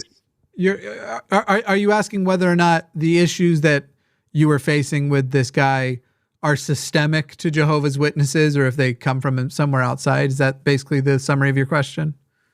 It's more not the other way around, but if the Jehovah's are very uniform, regardless of nation, then I can swear the issues stemmed from. Yeah. Well, that's what makes them a cult, really. That's what makes anything a cult, is the level of control they have over the membership. Jehovah's Witnesses are very, very top-down, centralized, hierarchical, and impose rules on everybody around them. And if you don't follow those rules, then they will remove you from their society entirely. They try to basically provide any services that you could possibly need from a government, from their own organization, like even down to like a welfare system. If people are disabled or if they need help, if they run out of money or they need some kind of assistance of any sort, it all is handed down from the congregation, from the elders, from the other members of the church. It is very, very organized and top down, for sure. And that's not just in the U.S. That is across the world. Okay. Yeah. But it's so hard to imagine, because we don't have the same religious climate as you do in the U.S. I mean, it's like living on the moon or living on the sun. It's completely opposite. But okay, that's very interesting. Yeah, it's really weird that they're U.S.-based organization. Obviously, the governing body lives in New York City, or they live in New York now, I guess, not New York City necessarily. There's a siren outside. I'm in New York City. That's how it goes here. But I can hear. Definitely, that's how it works. Okay. Well, there's the siren left, so I could unmute. But yeah, the Jehovah's Witnesses operate. They work within the culture of the United States, but they operate outside the U.S. too. So you'll find the same culture elsewhere also. So like these weird boys shouldn't have tight pants because that's all. That is worldwide. That is true. God. Yeah. I wish I had known this back then. It would have. Oh my God. Yeah, it's pretty crazy. Him.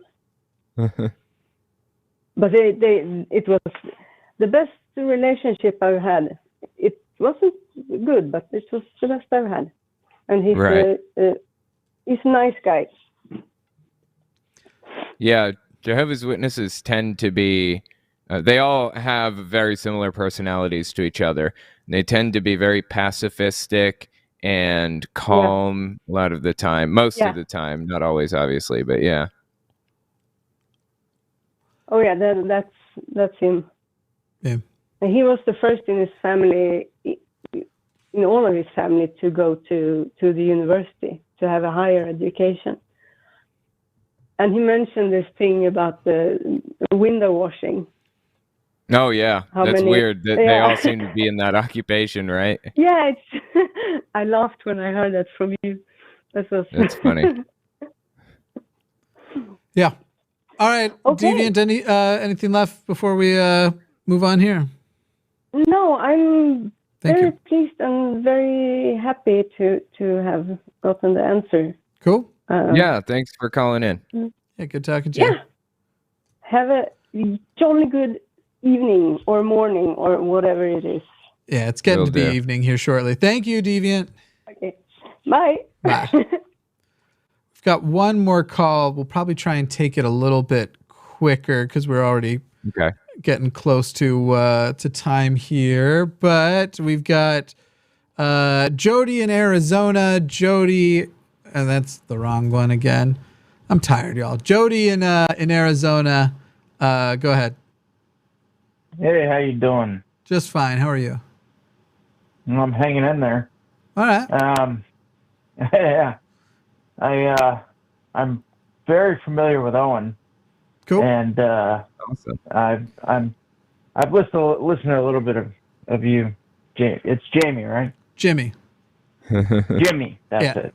It's all good. Owen's content's better anyway. You don't need both. Yeah. So, Owen, I have Hey, question for you. real quick, Jody. Your phone is clipping real hard. I don't know if moving your mouth a little bit further away from the mic would help, or if are we on speakerphone or anything? No. All right. Yeah. Just I guess yeah. Just moving the mic away a little bit might help a little bit more. But go ahead. Okay. Can you hear me now? Yep. No clipping so far. Good. Okay. So Owen, I know you're a former Jehovah's Witness. I have a bunch of my family that lives in New York is Jehovah's Witnesses. My favorite aunt just passed away in April of 2022, and say she was my favorite aunt. She was just an amazing woman, Jehovah's Witness. And my brother that's there is a doctor, and he was telling me that her death was completely preventable. And it's just eating away at me. And I'm sure you understand why she died. Yeah. Was it a blood transfusion type of thing? That's pretty common with Jehovah's Witnesses. Yeah. So it's eating me up, man. And I don't get why they do that. I mean, why? Yeah, why are it Jehovah's sucks. Witnesses like this?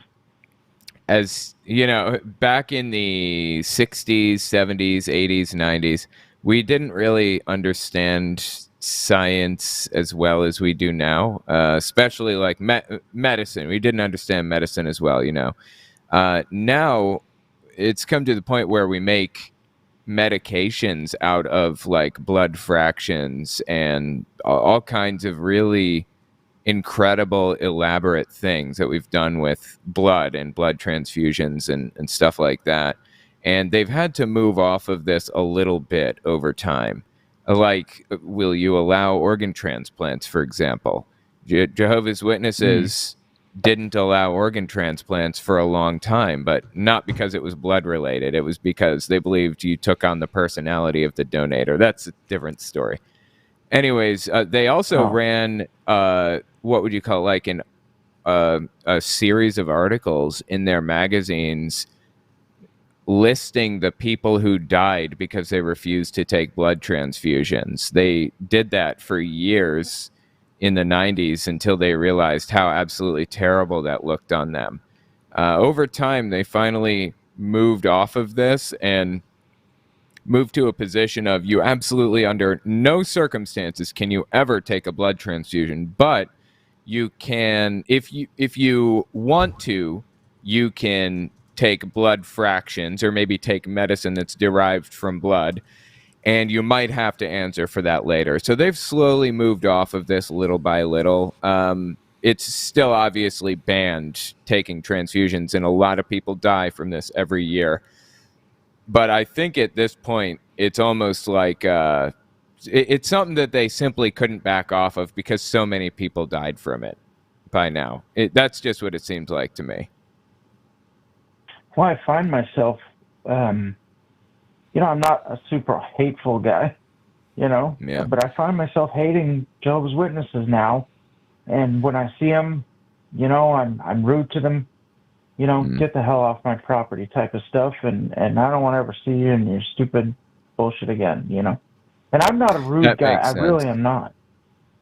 I totally get that desire, emotional. especially having left the religion myself. I totally get the desire, although I've found that it's been helpful to me to focus my unhappiness on the governing body, specifically the people who make that decision and are actually capable of reversing that decision right now, tomorrow, if they wanted. One of those people could come out and tell the other 7, you know, God told me that he's okay with people, you know, choosing life and getting a blood transfusion, and they would accept that, but they choose not to, those 8 people. That's really who I'm upset with. The others I view as gullible suckers who fell for it. I mean, I fell for it too, so I can't really, you know, hit them too hard. But yeah, that's kind of the way I view it. I feel compassion for them myself, because they, you know, they never had a chance, really, you know.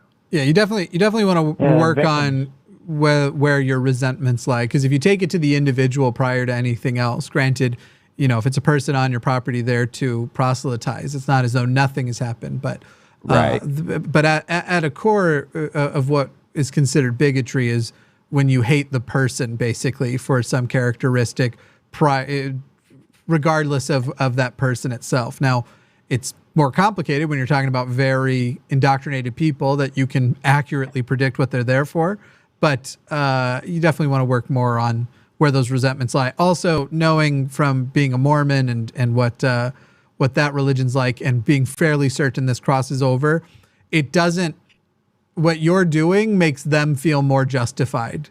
They expect the people on the outside to, the number of radical fundamentalist religious people who are just going out looking and trying to audit anything they can into, wow, look at how I'm being oppressed just like Jesus.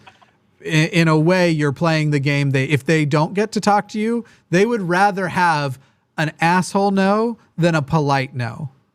Oh, they feed off persecution. Yeah, that persecution comes. Yeah, in fact, if you want to bother them more, say kindly, I'm not going to fall for your scam. Like, sorry, this ain't super nice.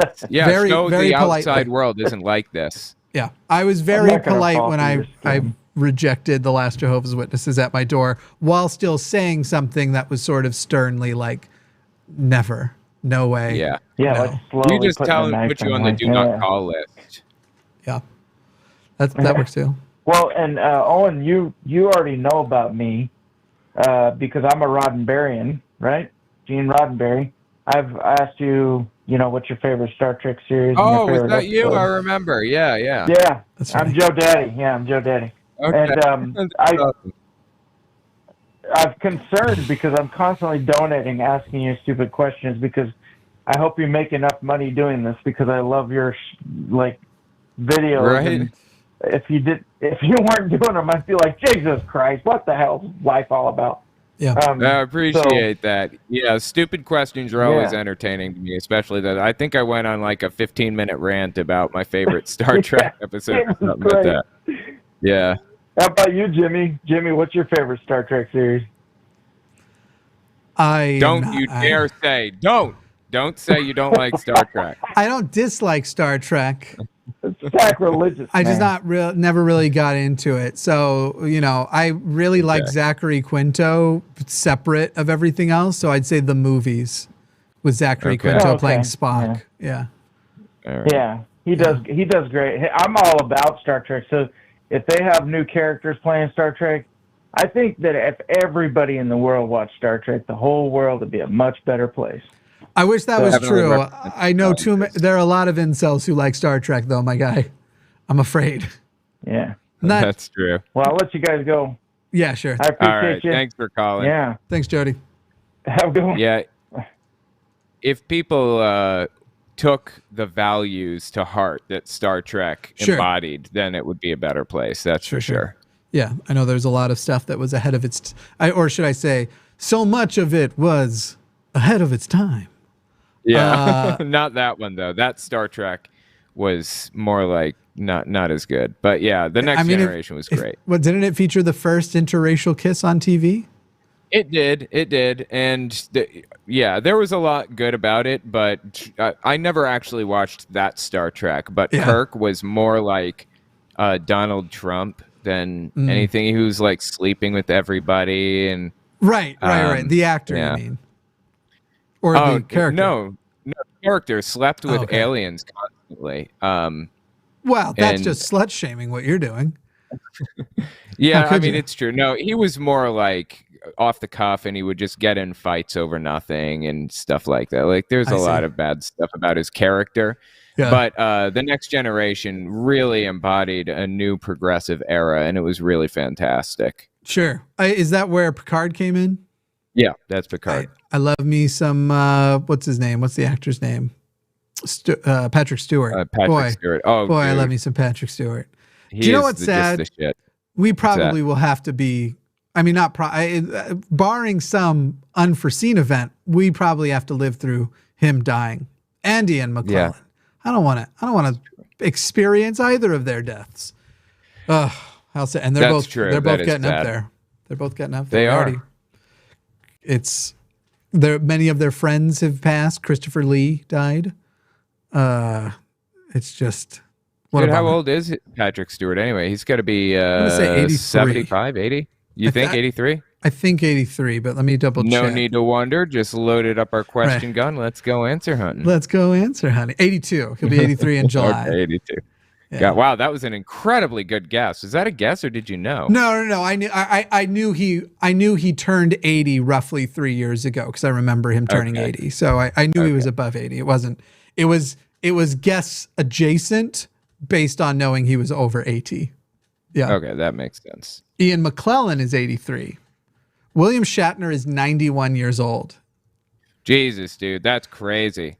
The amount of like work he's had done to not look 91, it's sort of wild the way that like you can tell he's had work done mostly because of, but it is interesting how, except for those who go to the extremes, I feel like masculine face stuff is harder to detect than a lot of feminine stuff because so much less is fetishized on the male side.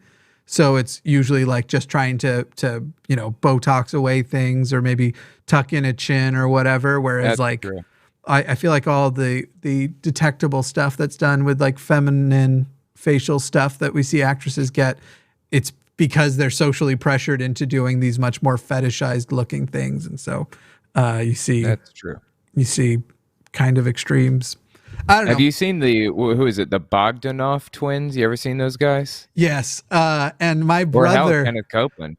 My brother thought when Chance the Rapper was not Chance the Rapper, The Weeknd. Have you seen when the Weeknd's album where he basically did that same look, but not implanted? I haven't seen that. No. Oh yeah. He thought he was like I was talking about the same thing. I was like, it's so weird how much more blendable male facial stuff is. He's like, well, no, I mean, have you seen the Bogdanov twins and The Weeknd? And I was like, oh man, no, The Weeknd does shit like that. That's like all of his albums have some sort of gimmick. One of them just looks like he's just had the shit beaten out of him. And then, he did, he basically have to modeled. Look that up. Yeah. I bet if you typed in The Weeknd Bogdanov, you'd see.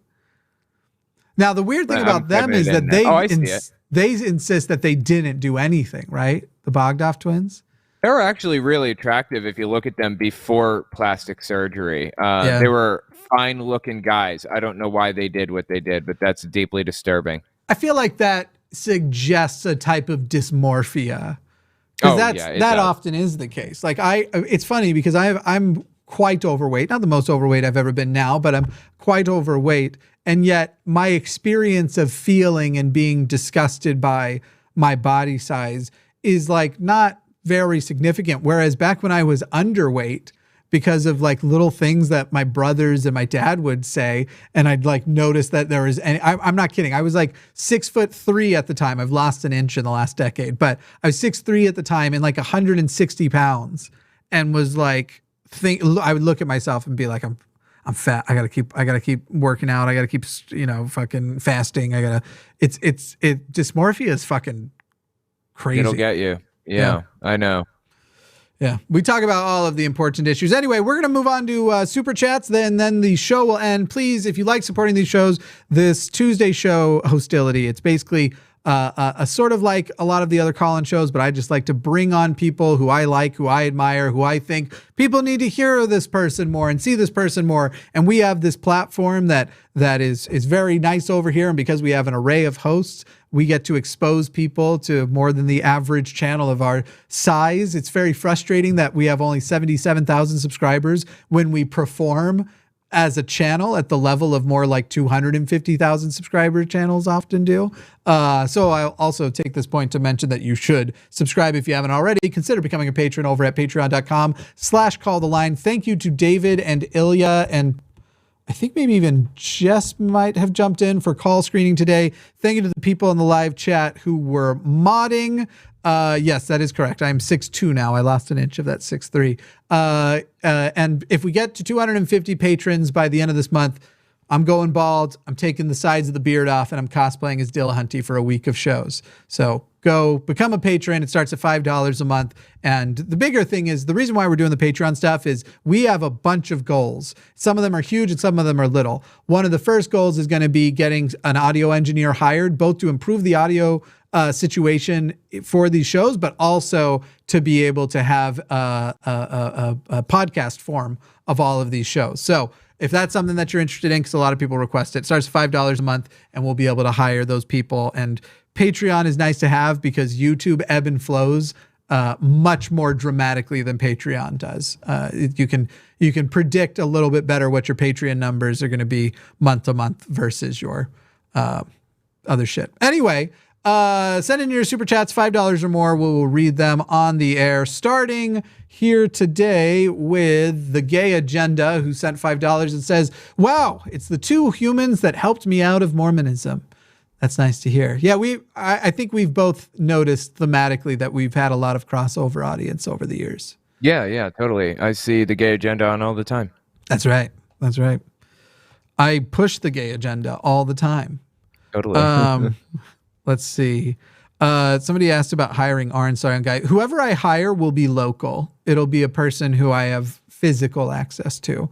For at least at the beginning, as far as like people that we want to bring on and do stuff with, and all the things that we want to do, which depending on how quickly we grow and how successful we are at growing, a line facility that is both a place to produce content, but also as a community center in it is something in our hopefully not too distant future and stuff. And so our baseline staff production wise will need to be local because they'll need to work locally in spaces. Audio engineering isn't just taking the audio files after, it's also like optimizing spaces for audio and things like that. So just thought I'd mention that. Tomorrow's episode of The Hang Up is with Heathen Queen. People were asking about that. Matt is having Heathen Queen on. Greg Z says, love the show. Jimmy is great. Appreciate all the hard work. You are doing the Lord's work. LOL. Lord is in a knight. Somebody called me Lord Jimmy on a show last night, but they called Forrest King Forrest. So it was nice because they were knighting me, but also they made Forrest my superior, which is true in a lot of ways. Titles. That's right.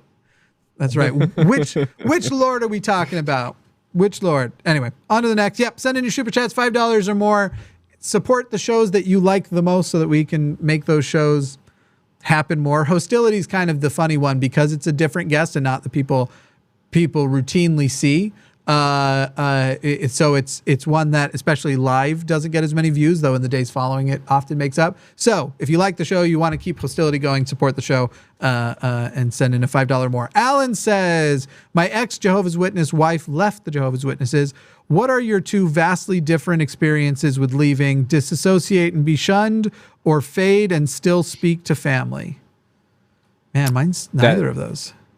Yeah, that's a tough question. I generally try to advocate for people fading and still speaking to family, but it largely depends on the family. I was just straight up shunned, of course. Right. But yeah, if you can manage to fade, it's for the best generally. But you've kind of lost your family. Like that's all they talk about. That is their entire personality, and it's hard to face that sometimes.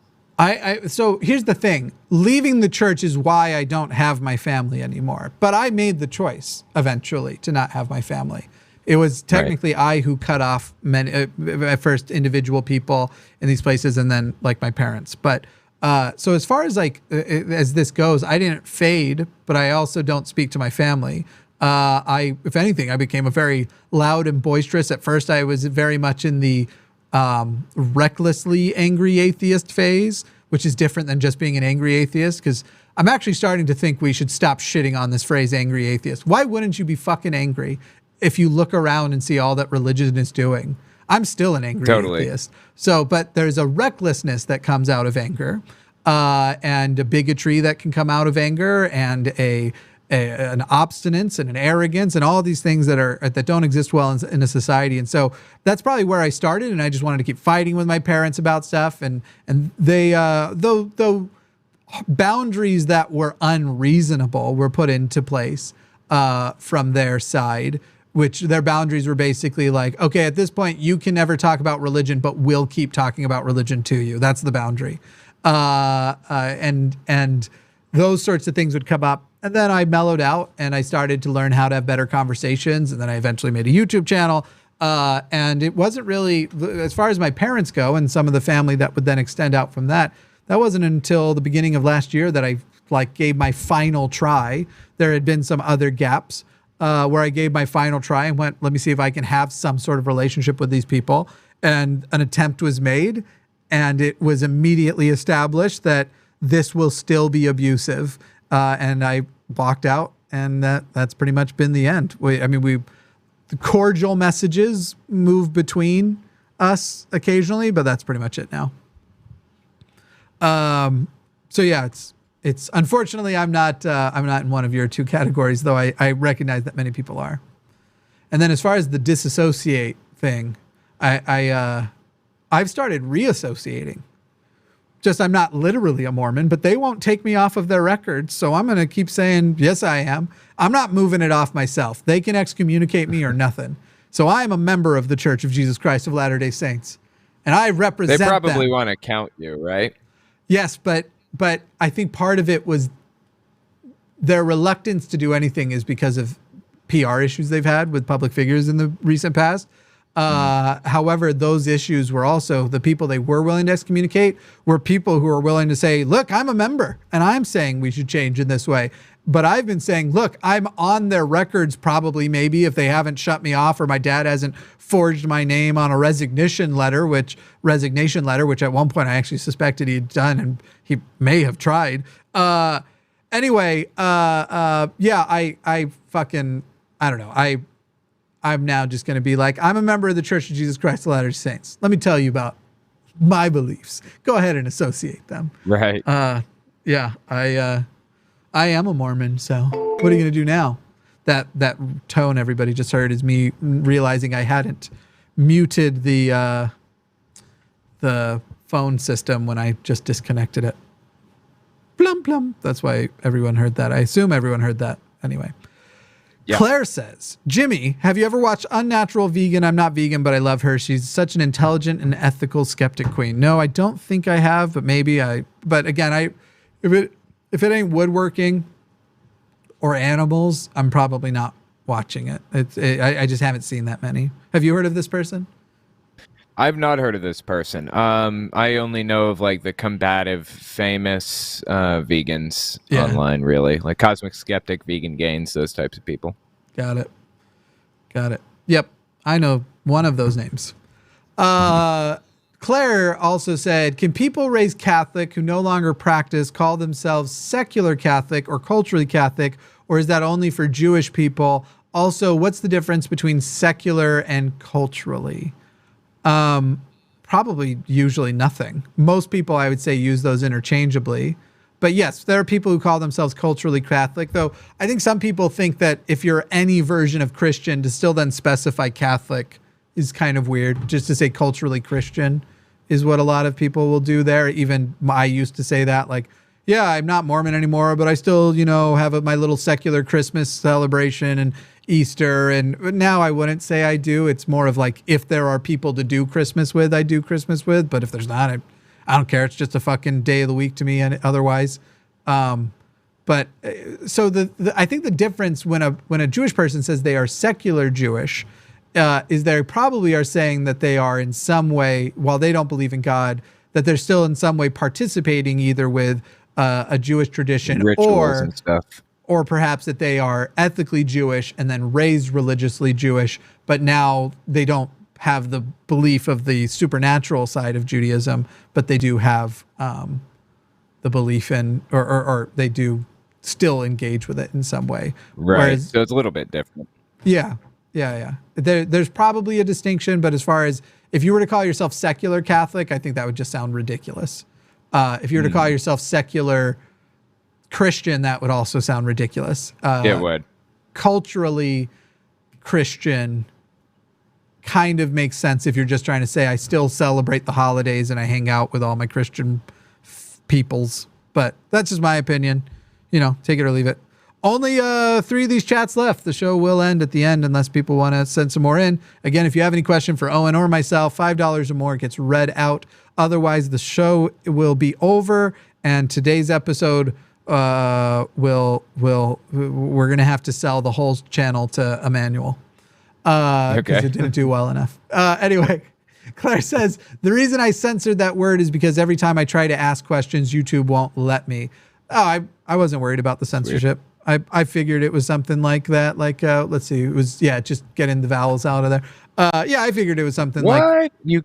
You can't like say the word Jewish on a super chat. It's weird, right? I don't know whether or not it would have stopped you or not. I can see, though, we know now because of things they've told us in the past about our content and what we're responsible for in live chats. We know the algorithm does pay attention to what words people type. And so, it's hard to say. Hard to see. Remember to fix the intro music fade. Yeah, I'm still in the show, and I got things to do after this. This isn't the time to remind me. I can't do it right now. Thank you, though. Somebody remind him before the next show. That was kind of you. It'll still be a bad time. King Nick says, yo, Owen, I love your content, and I guess Jimmy's okay, too. Keep up the great work. I'll take okay. Appreciate it. I'll take okay if we're talking about the Jimmy Snow channel, which is admittedly going underserviced right now. The line is fucking amazing. Let's just make sure that we put that out there. The lines, that sounds like a way of saying like, man, I look handsome today. You look interesting. How dare you? You look okay. No, thank you.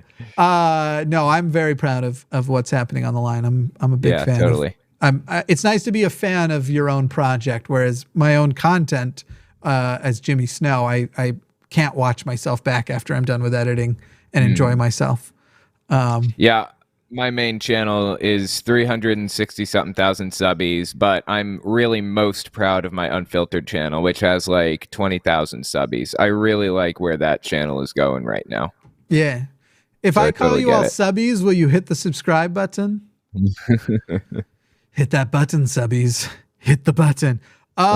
Looks like this may be the last one, unless people are putting in their chats now. Oh, there's at least one more, actually, but then it might be over. Rob McGarry says, thanks for the good hang. I agree. I enjoy, despite the fact that all of the episodes on this channel, all the shows are guaranteed to have some sort of call-in element. I quite enjoy just the conversations and shooting the shit with people that I enjoy talking to. Yeah, totally.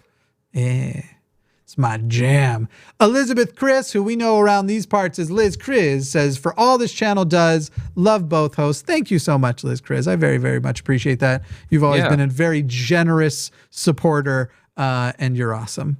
You are awesome. What do I always beat you to? Jimmy always beats me to it. To what? What are you talking about? I don't know. All right. Well, that looks like the end of the show, I'm afraid. Owen, do you want to remind people where to find you and stuff? And then we'll call it a night. Sure. I have a channel, Owen Morgan, aka Telltale. I have my unfiltered channel. Like I said, I do live streams on there and I edit those down. I also have my Fireside Chat channel, and I'm reading books right now. Just got on my Telltale Reads YouTube channel. I got through Greg Locke's book. Finally got through Donald John Trump, the Son of Man, the Christ. I read that entire book on my channel, Telltale Reads, and I think I'm starting on Andrew Tate's book next. I'm not super sure yet. We'll see. Oof. Yeah. He seems like the kind of guy to try and sue. Oh, yeah, probably. But it's the same as any other content, so I think I'll be fine. Also, every single video on Reads is independent of the last, so you can jump in anywhere. So where are you streaming in an hour? Aren't you streaming in an hour and 20 minutes? Main channel. Yep, main channel. Head over to Telltale. In fact, actually, I can set up something here. I can conspire. How does this all work again? I'm gonna click this, and then I'm gonna go to customization. Is there a scheduled event already? There is, but I haven't actually made it public yet, but I can make it public right now as we speak. Yes, do that, because then I can redirect our audience there. Now, granted, they'd have to wait an hour, but you can get redirected from here to that event, and then immediately when you're there, you can hit set reminder. So you got a little notification button, a little notification reminder, a little, I wish there was a word like subbies for notification, a little. I know. A little. There you go. It's public now, and I just sent you the link to it if you want to. I think I can just click, except that isn't working for me. Subbies is an absolutely fantastic. Oh, God, I think I forgot. Yeah, I forgot to change the thumbnail on that. Oh, well, that's okay. I'll change the thumbnail in a minute. On Owen Morgan, right? Owen Morgan Telltale. That's the one. Owen Morgan Telltale. Whoops. Man, I even created the thumbnail for this. Can't believe I forgot to set it. Is it the one called Greg Locke, Neighbor Conflict Turns to Lawsuit? That's the one. Cool. All right, we got the redirect set up. So follow it over from there. That will, and then click set reminder so you check out tonight's show. Before we go, Light Halcyon did come in with the last minute super chat. No need to read, just wanted to support the show, becoming a favorite. Well, that's awesome. It's my favorite show too, and I read it anyway. You can't tell me not to, Light Halcyon. Go hang out with Owen over on Owen Morgan Telltale. Have a good night, everybody, and we will be back tomorrow with the Hang Up. That will be Heathen Queen with Matt Dillahunty, and then this Saturday, a special Saturday episode of the Transatlantic Call-In Show with Katy Montgomerie and a special guest whose name is Aron something, and I forgot to look it up since the last time I forgot what the last name was. That'll be a special episode. And then I would expect on Thursday or Friday, the first episode of a little show we're going to call Cus I Wanna. And you'll see what that show is when I want you to see. You can have the last words. Sounds awesome. Yeah. Sounds awesome. I can't wait to see it myself. Thank you for having me on. It's been fun, and I will talk to you next time, right? Hell yeah, man. All right. Bye, everyone.